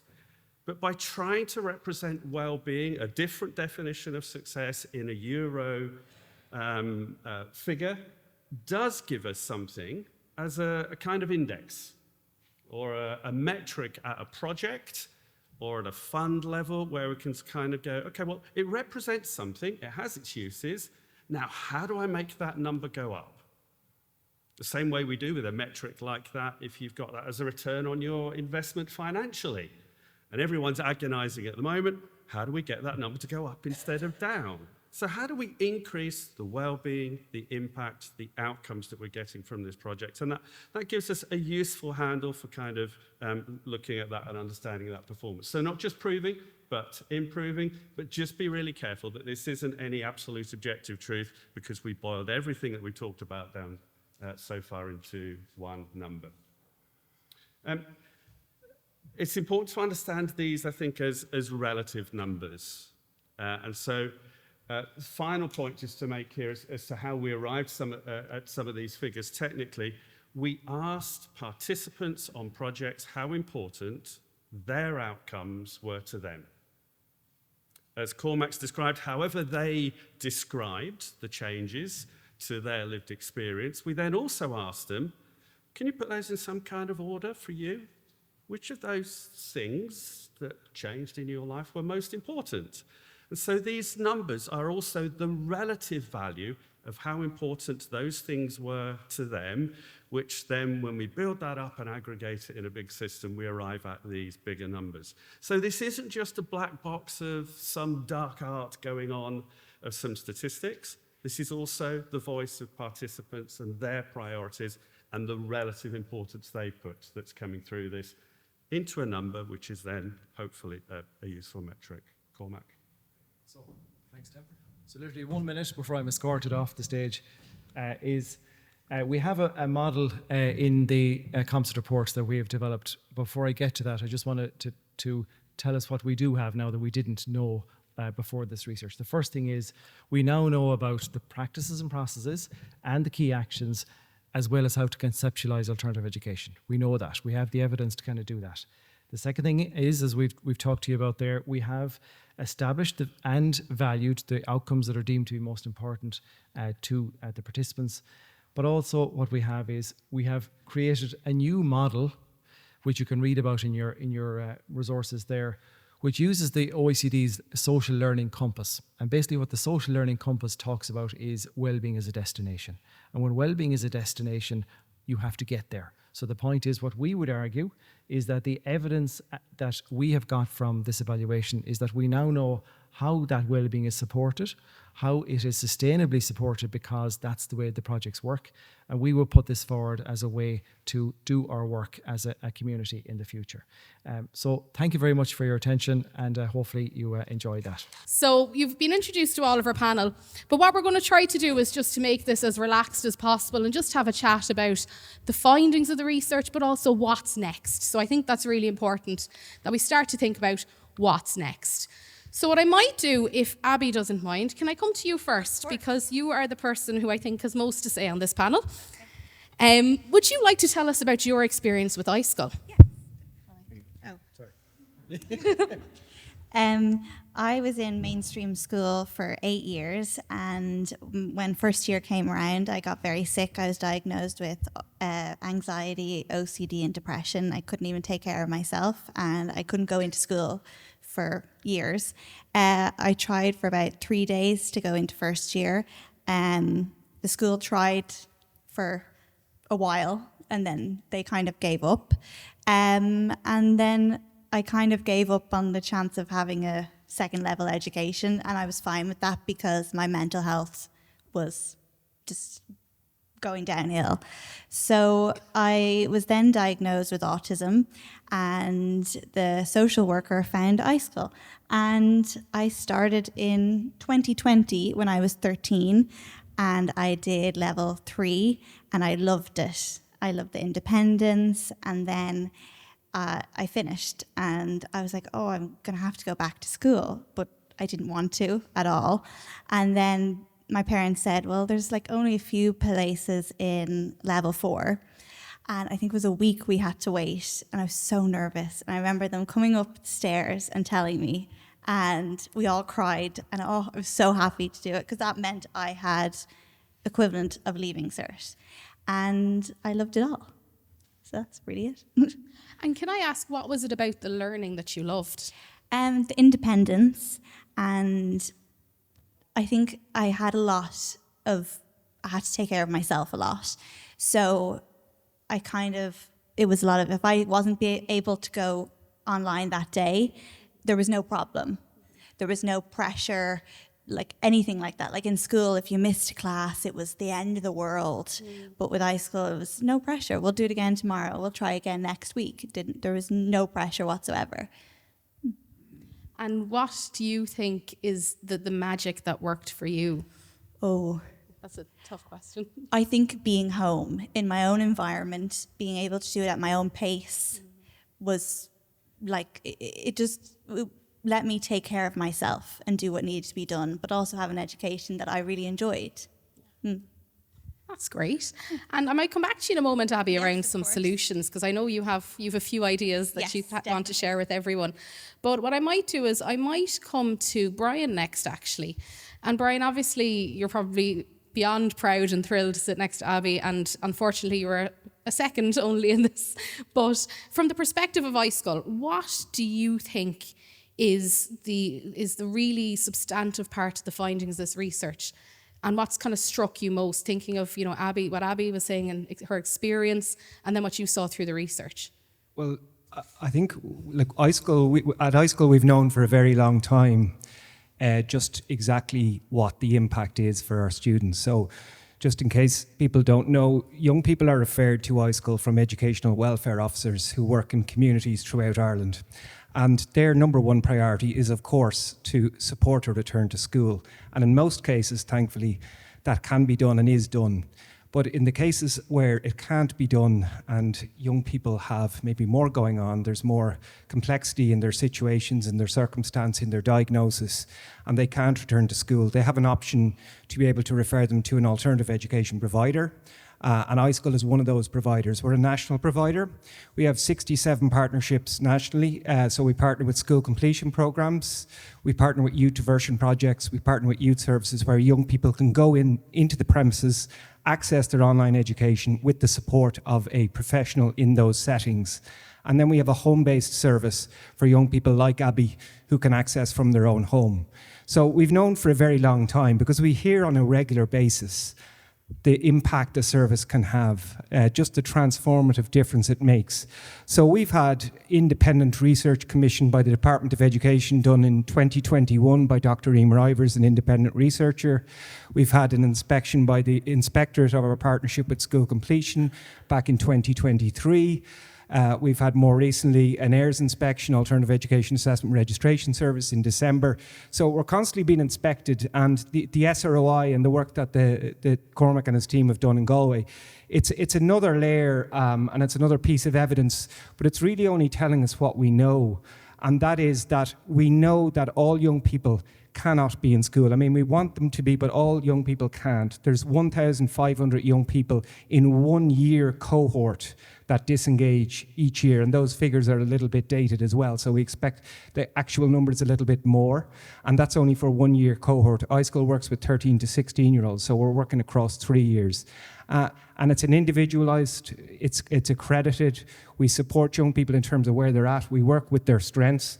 We work with where they are, and it's personalized. It's the curriculum it works for the students. It's more practical, and it supports them most of all to re-engage in education, but to build their confidence and to build their self-esteem, and then ultimately we support them to progress back to school, hopefully, but that's not often the case. We do our best to get them back to school if that's feasible, like in Abby's case. But for many, it's youth reach, it's training centres, or it's other alternative education, or employment or apprenticeships. And over 80% of our students manage to progress on, and over 80% achieve accreditation that's recognised on the national framework. So the research is great, but it's not telling us anything new. So sorry, Cormac. And to be fair, Brian, I think particularly for iSchool, when you mention all of the work that's been done in evaluations, I think you're right, it doesn't tell us anything new, but I think the composite of all of the different projects is quite interesting because we see common threads. And with that in mind, I might come to you next, Cliona, if that's okay. And obviously listening to Abby and Brian, but also what the research says. What was most striking for you coming from the Department of Education? Thanks, Julie. I suppose when I first got the research, I was like, where do I begin with this? Because our focus at the moment is on school sector. So it's on primary school, secondary school, and then the alternative education provision, as Julie will well know because she sat on many, many meetings of that out of school group. And we'll talk about that report in a minute. But I suppose youth is about to come into the Department of Education. We're very excited about that. It's a big change. Some people have referred to it as coming home. With the youth sector coming into the Department of Education, its move predates me, so I hadn't seen it before. So when I started to look at the youth sector, this is really timely for me because when I see some of the projects, it chimes with what we're finding already in the school sector. So the enhanced focus on well-being, the wellbeing framework, the work which is happening in schools, and where we know that it doesn't and is not reaching every child, despite great efforts at school level. I saw Louise there in the audience earlier, and for some reason it just reminded me, I suppose, of the figures post-COVID, as did the play, about attendance post-COVID. And I suppose one of the reasons that we're seeing internationally, when we're seeing the results, the academic results post-COVID, the reason that Ireland is holding strong, we believe, and we're sort of doing some research into this, is because of the focus on well-being that the schools put on for children when they returned. So it wasn't to rush straight back to learning. It was a settling. It was a well-being. It was, let's make sure that everybody feels safe. Let's make sure that everybody feels included. And for the children who are attending and so on, that has seemed to work well.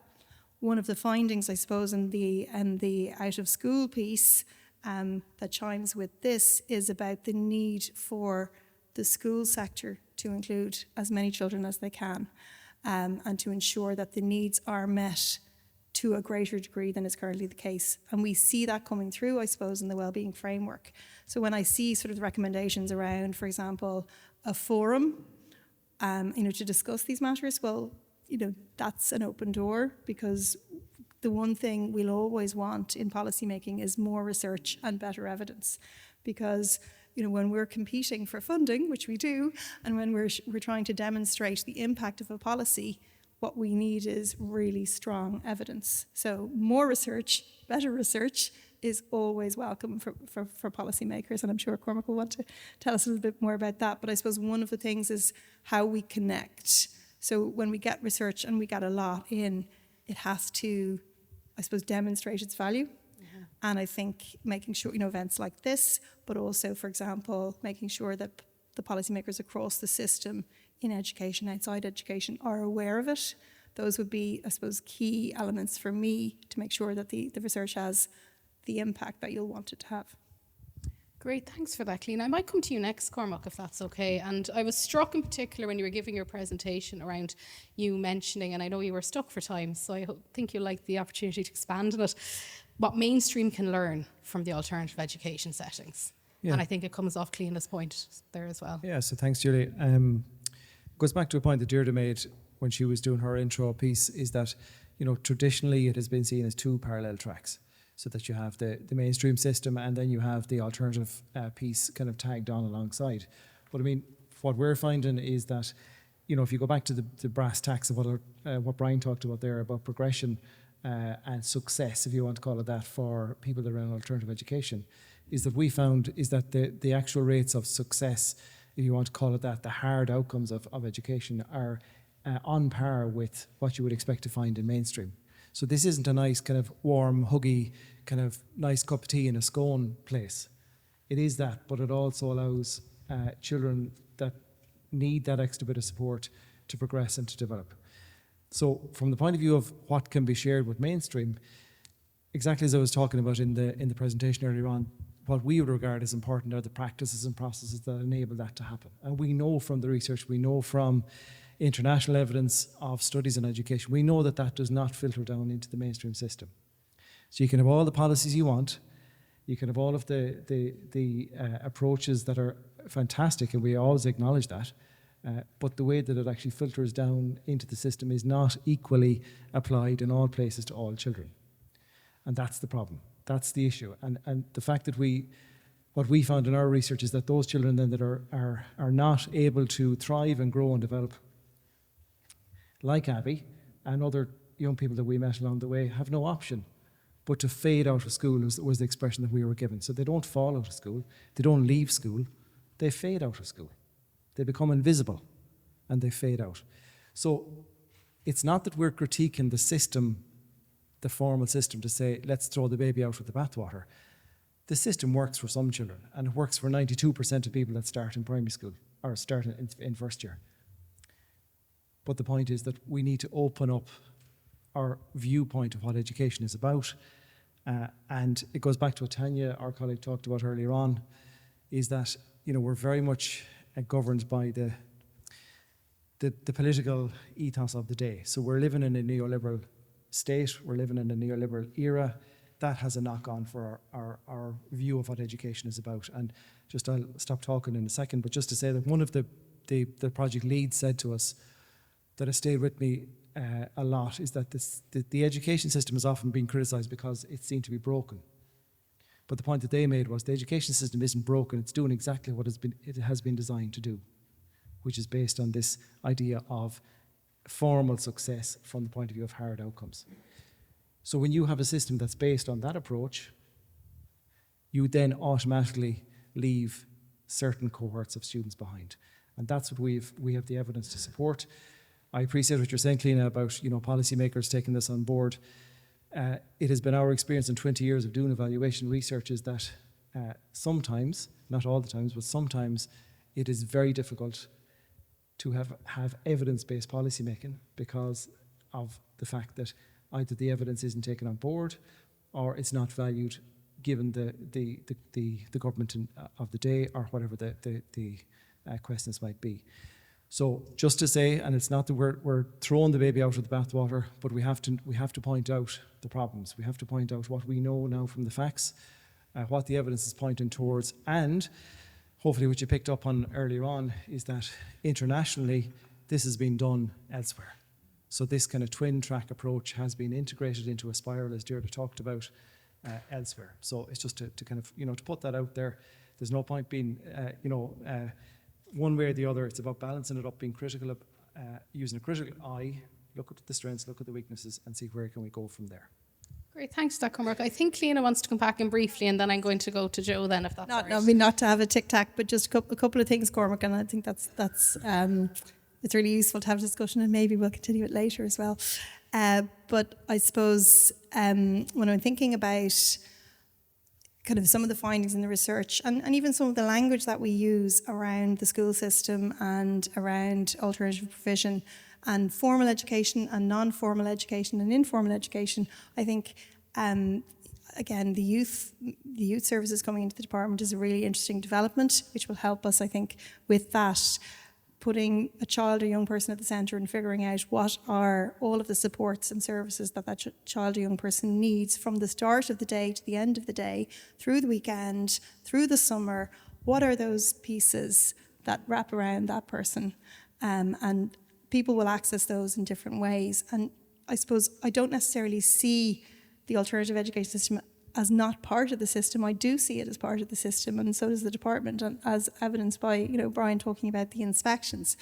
And when we think about the number of children and young people who are not completing the Leaving Certificate, and we talked about during the play about the measure of success, that is one measure of success, but there are lots of children and young people who go on into further education. Like we've 5,500 in the further education system who are between 16 and 18 in any given year, which accounts for a large cohort.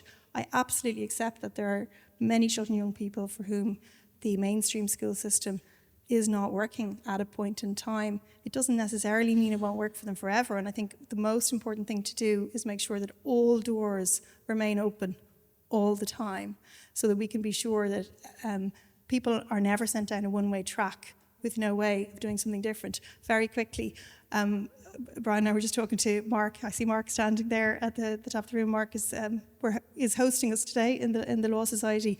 Mark was telling about his own journey about leaving school at 16. Mark is now the Director General of the Law Society. There are lots of ways, and there are lots of different education pathways. And I think for us in the system, the most important thing we could do is make sure that the children and young people are supported, that they have their choices, and that those doors always are open for them. Thanks for that, Cliona. And I think that's between the two of you, you're saying the same thing in different ways, actually, in some respects, that it all has to be young person centred, and we have to have as many options as possible for young people in terms of their education, whatever that is, because I don't think there's anyone who thinks there's a young person out there who doesn't want to learn. It's just a case of creating the right conditions. Joe, as the funder and Rethink Ireland, I might come to you next, and just, I suppose, from your perspective in Rethink Ireland, what has really struck you going through this process over the last number of years from the findings? Big question. I would say that we often talk about success in quite narrow terms. For example, what results did students get in assessments, or what educational qualifications did they get? But it struck me that the outcomes that students or young people in the study value the most were life skills, like resilience, empathy, skills which help them to grow, connect, be more confident, skills which help them to make their own decisions and manage their own lives. And I think this research is really powerful in that it shows that young people need to and are well able to drive their own learning and health journeys. And it also gives us very practical tools as practitioners, policymakers, funders, researchers, as to how we can support them to do that. Thanks for that, Joe. And I think you're leading us on very nicely now to the bit that always gets me going, is what's next? What do we need to do next? Because I think having an evidence base is fantastic, but actually, what do we need to do next now to make sure that everyone can get the education they want? So, Joe, I might stick with you, actually. and get your thoughts on, one of the recommendations was around policy makers, practitioners all working together, and that to promote particularly sustainable well-being approach in education. What's your take on how we get there? Well, at a very practical level, the research team, credit to them, have produced a practice and policy framework that's a really good tool for us individually and collectively to use to reflect on our own practice and how we could improve it. But it also gives us a common reference point so that when we come into those shared spaces, we can talk about each other's work and connect more easily on it. In the research report, a forum is recommended, and here's where I'd like to open it to the rest of the panel and to the floor as to how we best do that. Cliona, you already touched on this, that you're very open to it. Rethink Ireland, I think, would be happy to take a lead on that. We worked with almost 150 awardees last year. We're connecting with a range of stakeholders. We're well placed to kind of drive exchange and to facilitate a forum. But it's how do we best do that in a way that meets the needs of different stakeholders and that serves its purpose, which is ultimately about driving practice and policy forward. Thanks. So, Brian, can I come to you next from a practitioner's perspective on that same question? What do we need to do better in terms of working together? Well, I think, first of all, to acknowledge how far we've come, even in the last number of years. So, like this year alone, iSchool will have worked by the end of the academic year with over 500 young people, all state referred to the service. And back in 2018-19, we were probably on 60, 70 young people a year. So there's been really significant support from the Department of Education, from TUSLA now under the Department of Education, social inclusion, special education. So we've come a long, long way. That's the great news. The bad news is that yesterday we had a referral panel just over the Liffey, and there was 109 iSchool home-based referrals, and we only had the funding to accept 55. And all of those were eligible referrals, so they were young people who were out of school at least 6 months, and in many cases they were out of school for 1 year, 2 years or more. They had significant level of need, mental health, trauma. I could go on, there's a long list. And all young people are different. And as you said, Julie, all young people want to learn. So in terms of what we need to do next, I mean, for iSchool to move forward and for organisations like iSchool and for the department to be more inclusive in terms of how we can address the need that's out there, the genuine need, is that we need to get the publication of the action plan of the out-of-school review done and signed off on. And that will hopefully give us a platform to be able to work with those young people who need the service, because it's scandalous that we can't. Cliona, I might come to you just as that report is mentioned, and then I might come back to you, Abby, then after that, if that's okay. So Cliona, obviously that report is coming, and to declare I was part of that group, but what can we expect out of that report, and what's the emerging direction?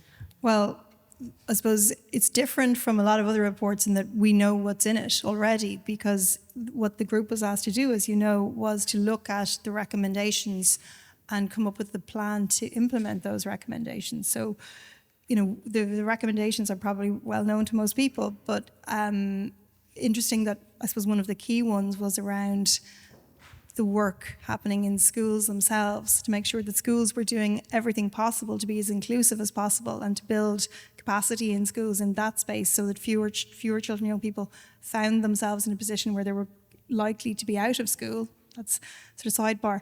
But the implementation, the report, or what are we calling it? The review report, the implementation plan, when that's published, it is meeting a particular brief that was given by the then minister, which was go through these recommendations and work out an implementation plan. So, there's nothing per se new in it, because it was looking at mechanically how to do it and how to operationalize the recommendations.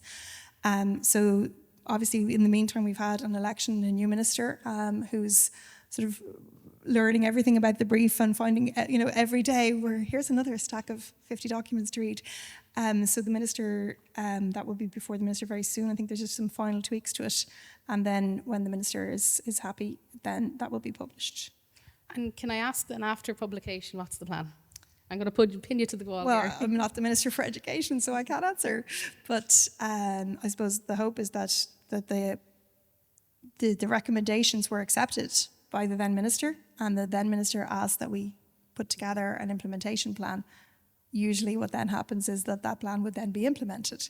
Obviously that's subject to budgetary negotiation, subject to government policy, but I think if you look at the programme for government and you look at the commitments in the programme for government, it sets out a pathway on how to do that. And just while I have the microphone, there's other plans in that space already, and the minister has indicated an intention in relation to a plan on educational disadvantage, work to ensure that attendance is supported and so on. And we all know that one of the biggest indicators for school completion is attendance. So early intervention on falling attendance is key to ensuring that individual students are supported to stay in school at that school level. So as well as developing the alternative education system, ensuring that we act early and quickly on attendance and address key issues early as part of a wellbeing framework is crucial. Yeah, and it is really heartening to hear a minister come out, one of our first engagements, talking about social inclusion, because I think that encompasses a lot of the threads that we'd be talking about here today. So it is really heartening to see that, and we all wait with bated breath to see what comes out of that report and the implementation plan. Abby, would you mind if I came to you next? And yeah. You're the one at the table who's been through the process. Yes. You've been through school most recently, definitely, based on everyone at the table. And what do you think needs to happen for children and young people? What would you like to see? More spots in iSchool for level 3 and 4. Mm-hmm. I don't know what needs to be changed in mainstream school. Mm-hmm. I wouldn't say that it would have made a difference for me because I had gone through so much trauma that no matter what could have been done would have changed that. Mm-hmm. I think that's really it. And is there anything that would have made it easier for you? I don't know. And I think I was so sick at the time that no matter what anyone would have done would have made a change or a difference. So. And I think one thing I was struck by was when you said the wait you had to see if you got into level 4. Yes. Do you think there's something that could be done there? Yeah. And there was only 5 spots at the time. And I was like, there's no chance of me getting in. There wasn't any. And I got it. But if I wouldn't have gotten it, I wouldn't have a second level education. Yeah. Like there was no other chance, no other opportunity. I wouldn't have gone back into school no matter what. Yeah. Yeah. And do you think there are any supports other young people might need that you know of? Or is that's a big question, to be fair. If you want to think about it, I can come back to you later. I'll think about it. Do. Cormac, I might come to you next, if that's okay. So we've heard a lot about where we're going, but what would help strengthen the alternative education sector and the social innovation sectors from the research you've done? Yeah, so just to pick up on Cliona's point, and I suppose to maybe throw the ball back in the court a little bit with respect to the minister who is coming in with an empty brief, a blank slate, and loads of evidence. So I would invite respectfully invite the minister to review the evidence with the view that the conceptualisation of alternative education is too narrow as it is at the moment. So that's one of the findings from the research. It's backed up by the support and the evidence that's there. So that's the first thing. I don't think anything is going to change in terms of addressing the broader notion of what we know now exists in alternative education. Your work is based on 23 projects. Ours is based on 39. If you add those together, it gives a different picture to what you know from your 23. So the point is that when you look at it, there's a scope of work to be done. I think, Julie, to answer your question, that would be for us would be the first thing, would be to go back to the drawing board a little bit, see what can you do to add to what you already know, add to what you know works from what we have generated. I'm not saying that because it's us, it's not us, it's the awardees, it's the participants. The second thing I think is vital, and this is, again, it sounds like a sales pitch from us, but it's not. It's the sense of we have evidence now that we never had before. If we had a magic wand, I know our research centre and every other research centre in the universe would love to be able to track the participants that have gone through these services, like Abby, when she's 45, what has happened to Abby in the future? How has she done in terms of her life and her overall kind of well-being? We don't have that evidence from an Irish perspective. So if you think of all of the outcomes, they're all, like iSchool, all the various projects that we've worked with, they have a particular period of time that they do their work, but the scaffolding that they put up, that's what we need to track next, just to see how does that work? What happens, to those people over time? Because then we have more evidence to say, okay, this actually stays, this bit wanes a bit, and so on. So for us, that would be crucial, is that the evidence base, we have it up to a certain level, but now we know what we need to know. So that's the bit. From a social innovation perspective, Rethink Ireland, obviously leaders in the field in trying to find innovative solutions to these persistent social issues. Again, are tied into, the minister was here, the funding streams and so on. Our hope would be that dedication and commitment to do something different will continue. Thanks for that, Cormac. Joe, I might come to you with the same question, and specifically from the social innovation sector, I suppose, and the education sector, what would help strengthen those sectors? The question might be, or the answer might be quite obvious, but continued and more funding. I think more investment in the sectors. Also there was an OECD review of the social enterprise sector last year, which highlighted the importance of not just finance, but also capacity building supports. So I think, we're doing that within Rethink Ireland. I think we could do it more broadly across the sector. And finally, I think there's a need for us to collaborate more within the sector. Even within the sector, there are silos. So this research is great. It's a springboard for conversation and discussion. It's a way for us to come together, and kind of look forward to seeing how we can collaborate further going forward.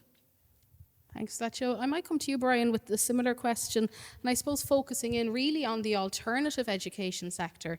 What would help strengthen the sector? Because I know you've been doing a lot of work with the other providers within the sector as well.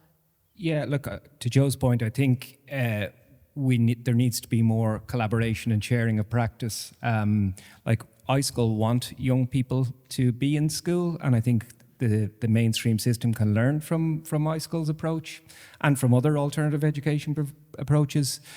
So I think more sharing of practice. I think funding is obviously a significant issue, and that's the reason why we had to turn down those referrals yesterday. So money needs to follow the evidence. Otherwise, young people will continue to miss out.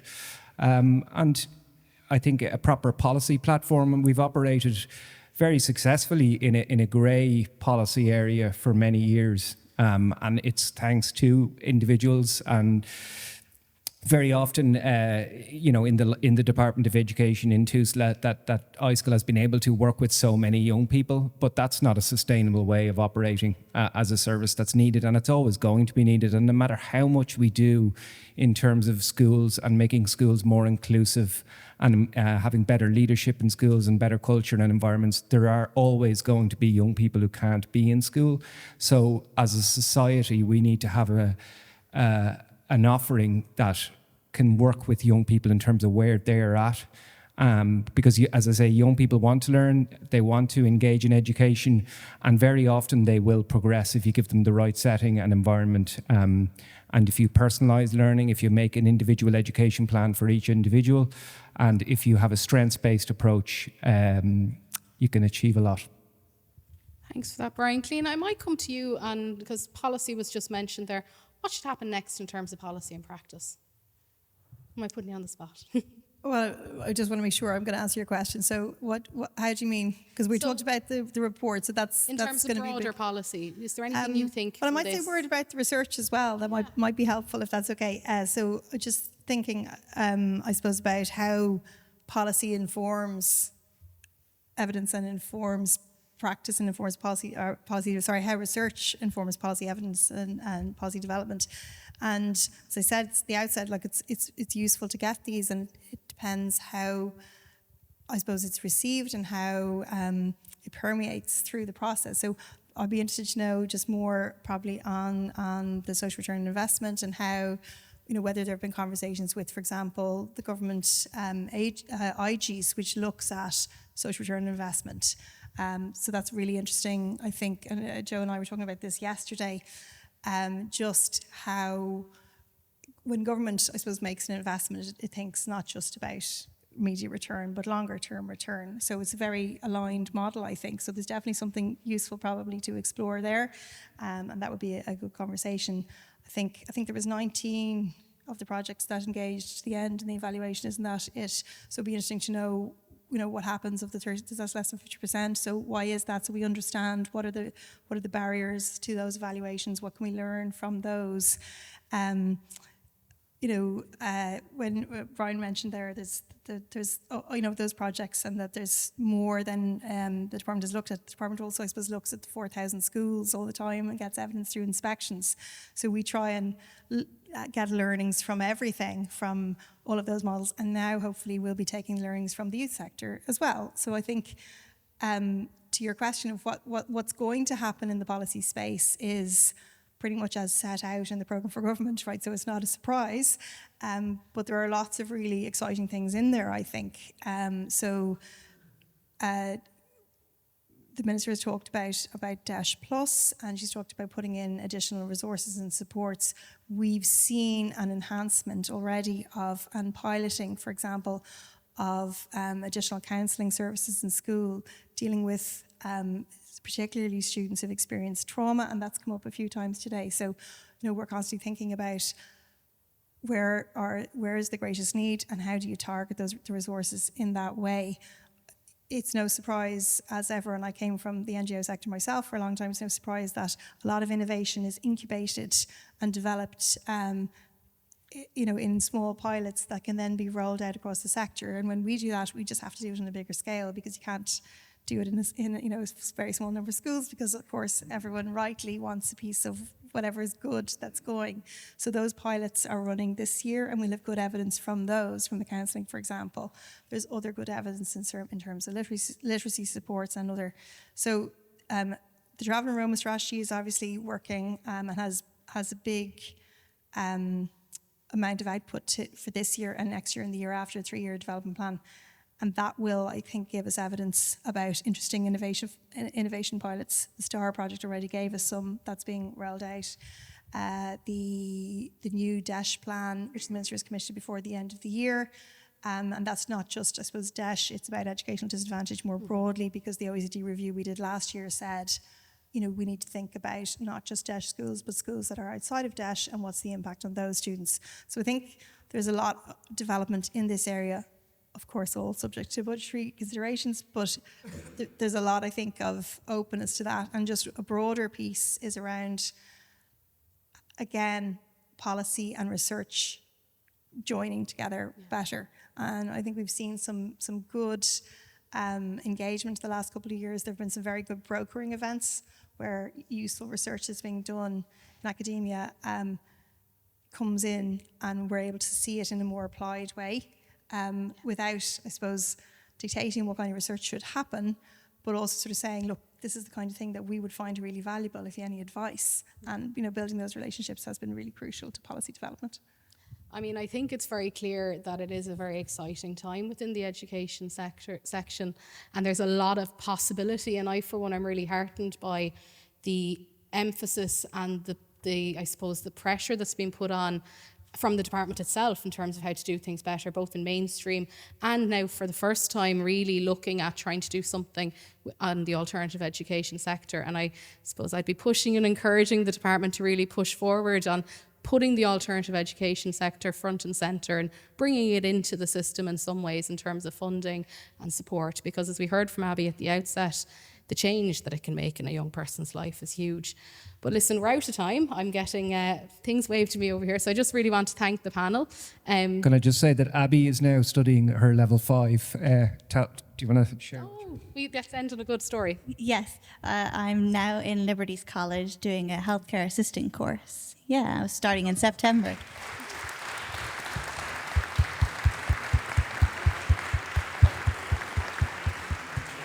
And I think that tells us everything we need to know about the success of alternative education. So thank you very much, and I'll hand back to It's a real honour to be here today representing the Moyross Education Support Programme, also known as the Sky is the Limit in Corpus Christi Primary School.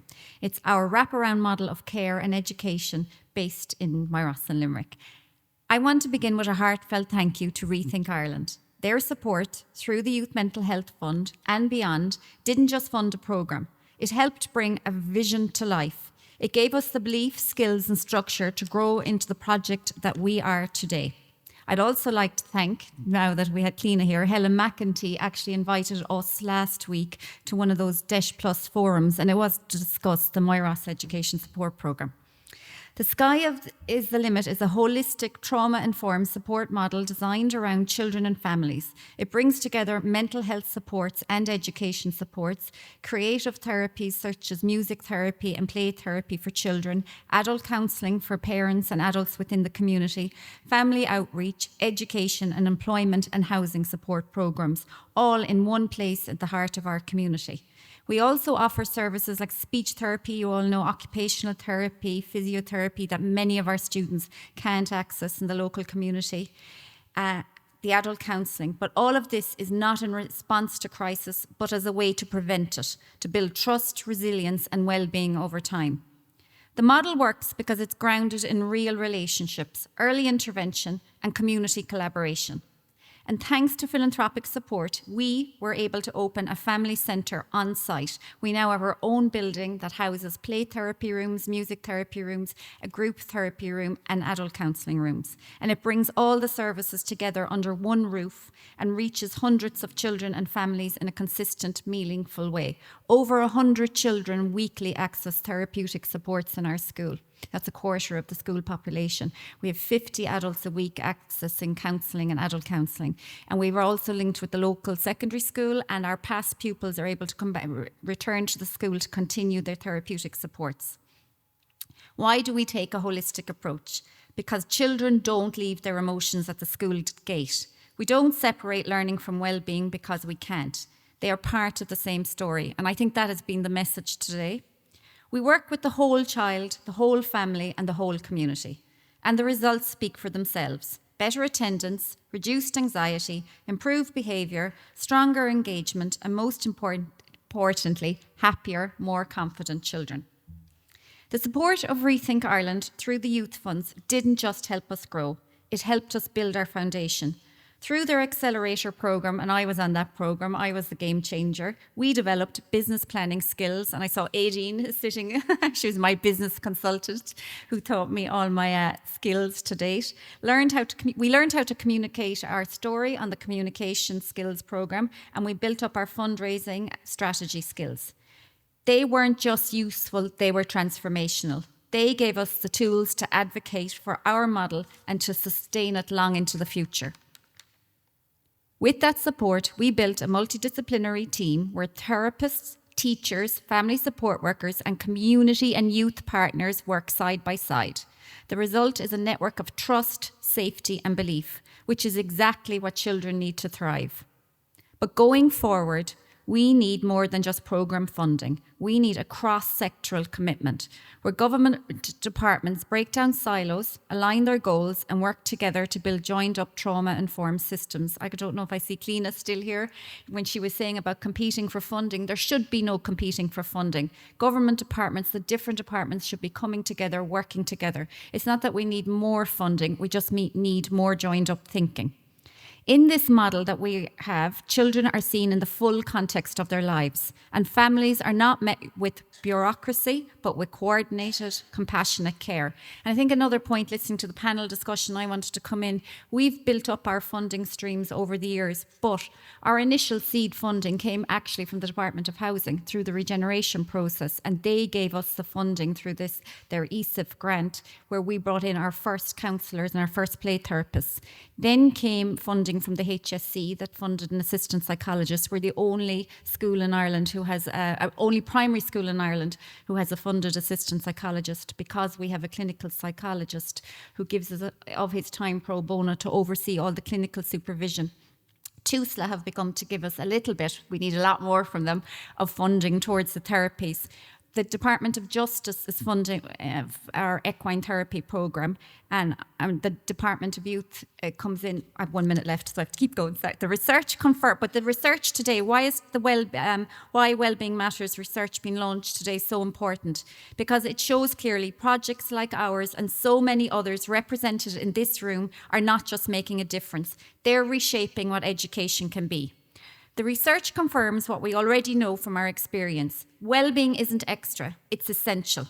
It's not separate from learning, it's the foundation for everything that follows, from emotional regulation and concentration to social connection and confidence.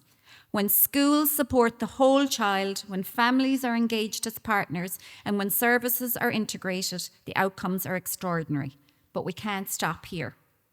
The research is not just a celebration of what's done, it's a call to action, a call to educators, policymakers and community leaders to listen, to learn and to lead with courage. Because what's been achieved through these education and mental health funds is more than a set of successful projects. It's a roadmap for change, a clear pathway towards building a system that is flexible, inclusive and responsive to the real needs of children and families. Now is the time to move from pilot to policy and to build an education system where well-being is at the centre and no child is left behind. To Rethink Ireland, to our partners and to every child and family who invited us into their story, thank you. You've reminded us what's possible when care, trust and belief come together. The sky is not just the limit, it's only the beginning. Good afternoon, everyone. My name is Mario Botero. I'm the Impact Director at Rethink Ireland.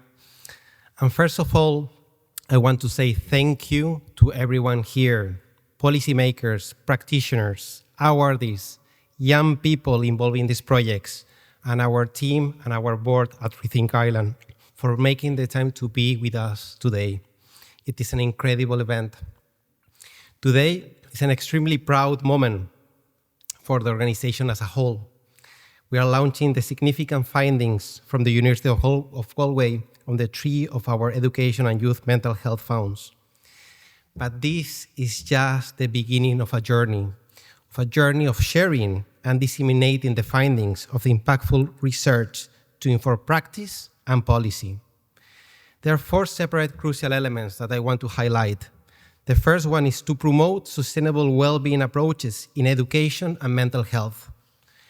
The research has produced a framework for policymakers and practitioners that can help us to do that. Secondly, there is a need for a new understanding of alternative education in Ireland. It cannot be the hiding sector. Alternative education plays a role in overcoming educational and health inequalities. Thirdly, the value of social return of investment approach in assessing the impact of interventions and supporting learnings around what works for those involved. I'm talking about learners, I'm talking about the young people. And finally, but not less importantly, we need to recognize the vital contribution of social innovations and social enterprises play in creating positive change within our communities, and the need for greater support for trailblazing and often life-changing work that they do.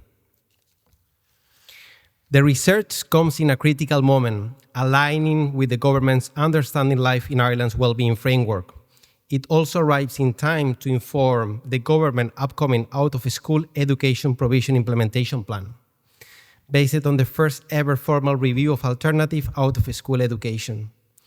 The government's review recommendations included recognizing the need for a framework of support for students who are at risk of becoming disengaged from education, as well as urging consideration by giving to the location and accessibility of short-term and long-term out-of-school education provision to prevent the early leaving of students from education and training. We cannot fail to our young people. We can't. The academic research presented here today gives insights as to how implementation can be done well. As the minister said this morning, provides a pathway. We have learned what works well for young people, practices, processes, and actions used by social innovations to enable their participants achieve positive outcomes. While we continue to help awardees organizations to scale nationally at Rethink Ireland with the support of governments and donors, that work also cannot exist in a vacuum. So, how do we plan to share and act on these findings? In the same way that we got here, through the power of collaboration. We all know in this room that collaboration is vital to creating lasting impact, which is why we will work alongside policymakers, practitioners, donors, representative bodies, and other key stakeholders to see how this landmark research can be turned into real and tangible change and effective policymaking. Rethink Ireland works across sectors. We generate trust to facilitate meaningful collaboration, unlocking public and private funding, unleashing energy, and uncovering new ways of working cross-sectorally. To address the societal and environmental challenges we face, it's essential to bring people together, creating and holding spaces for meaningful collaboration, co-creation, and collaboration. This is where magic happens. This research piece is a great example. The landmark findings by the University of Galway call for a fundamental rethinking of how young people well-being can be supported through education, both mainstream and alternative, as well as complementary and integrated youth mental health supports. Well-being and education success in all its forms as what we call it a virtuous cycle, clearly acknowledged by the government's recent implementation of the well-being framework. The well-being of society is a shared destination. Let's keep collaborating and working together for this common purpose. Thank you very much.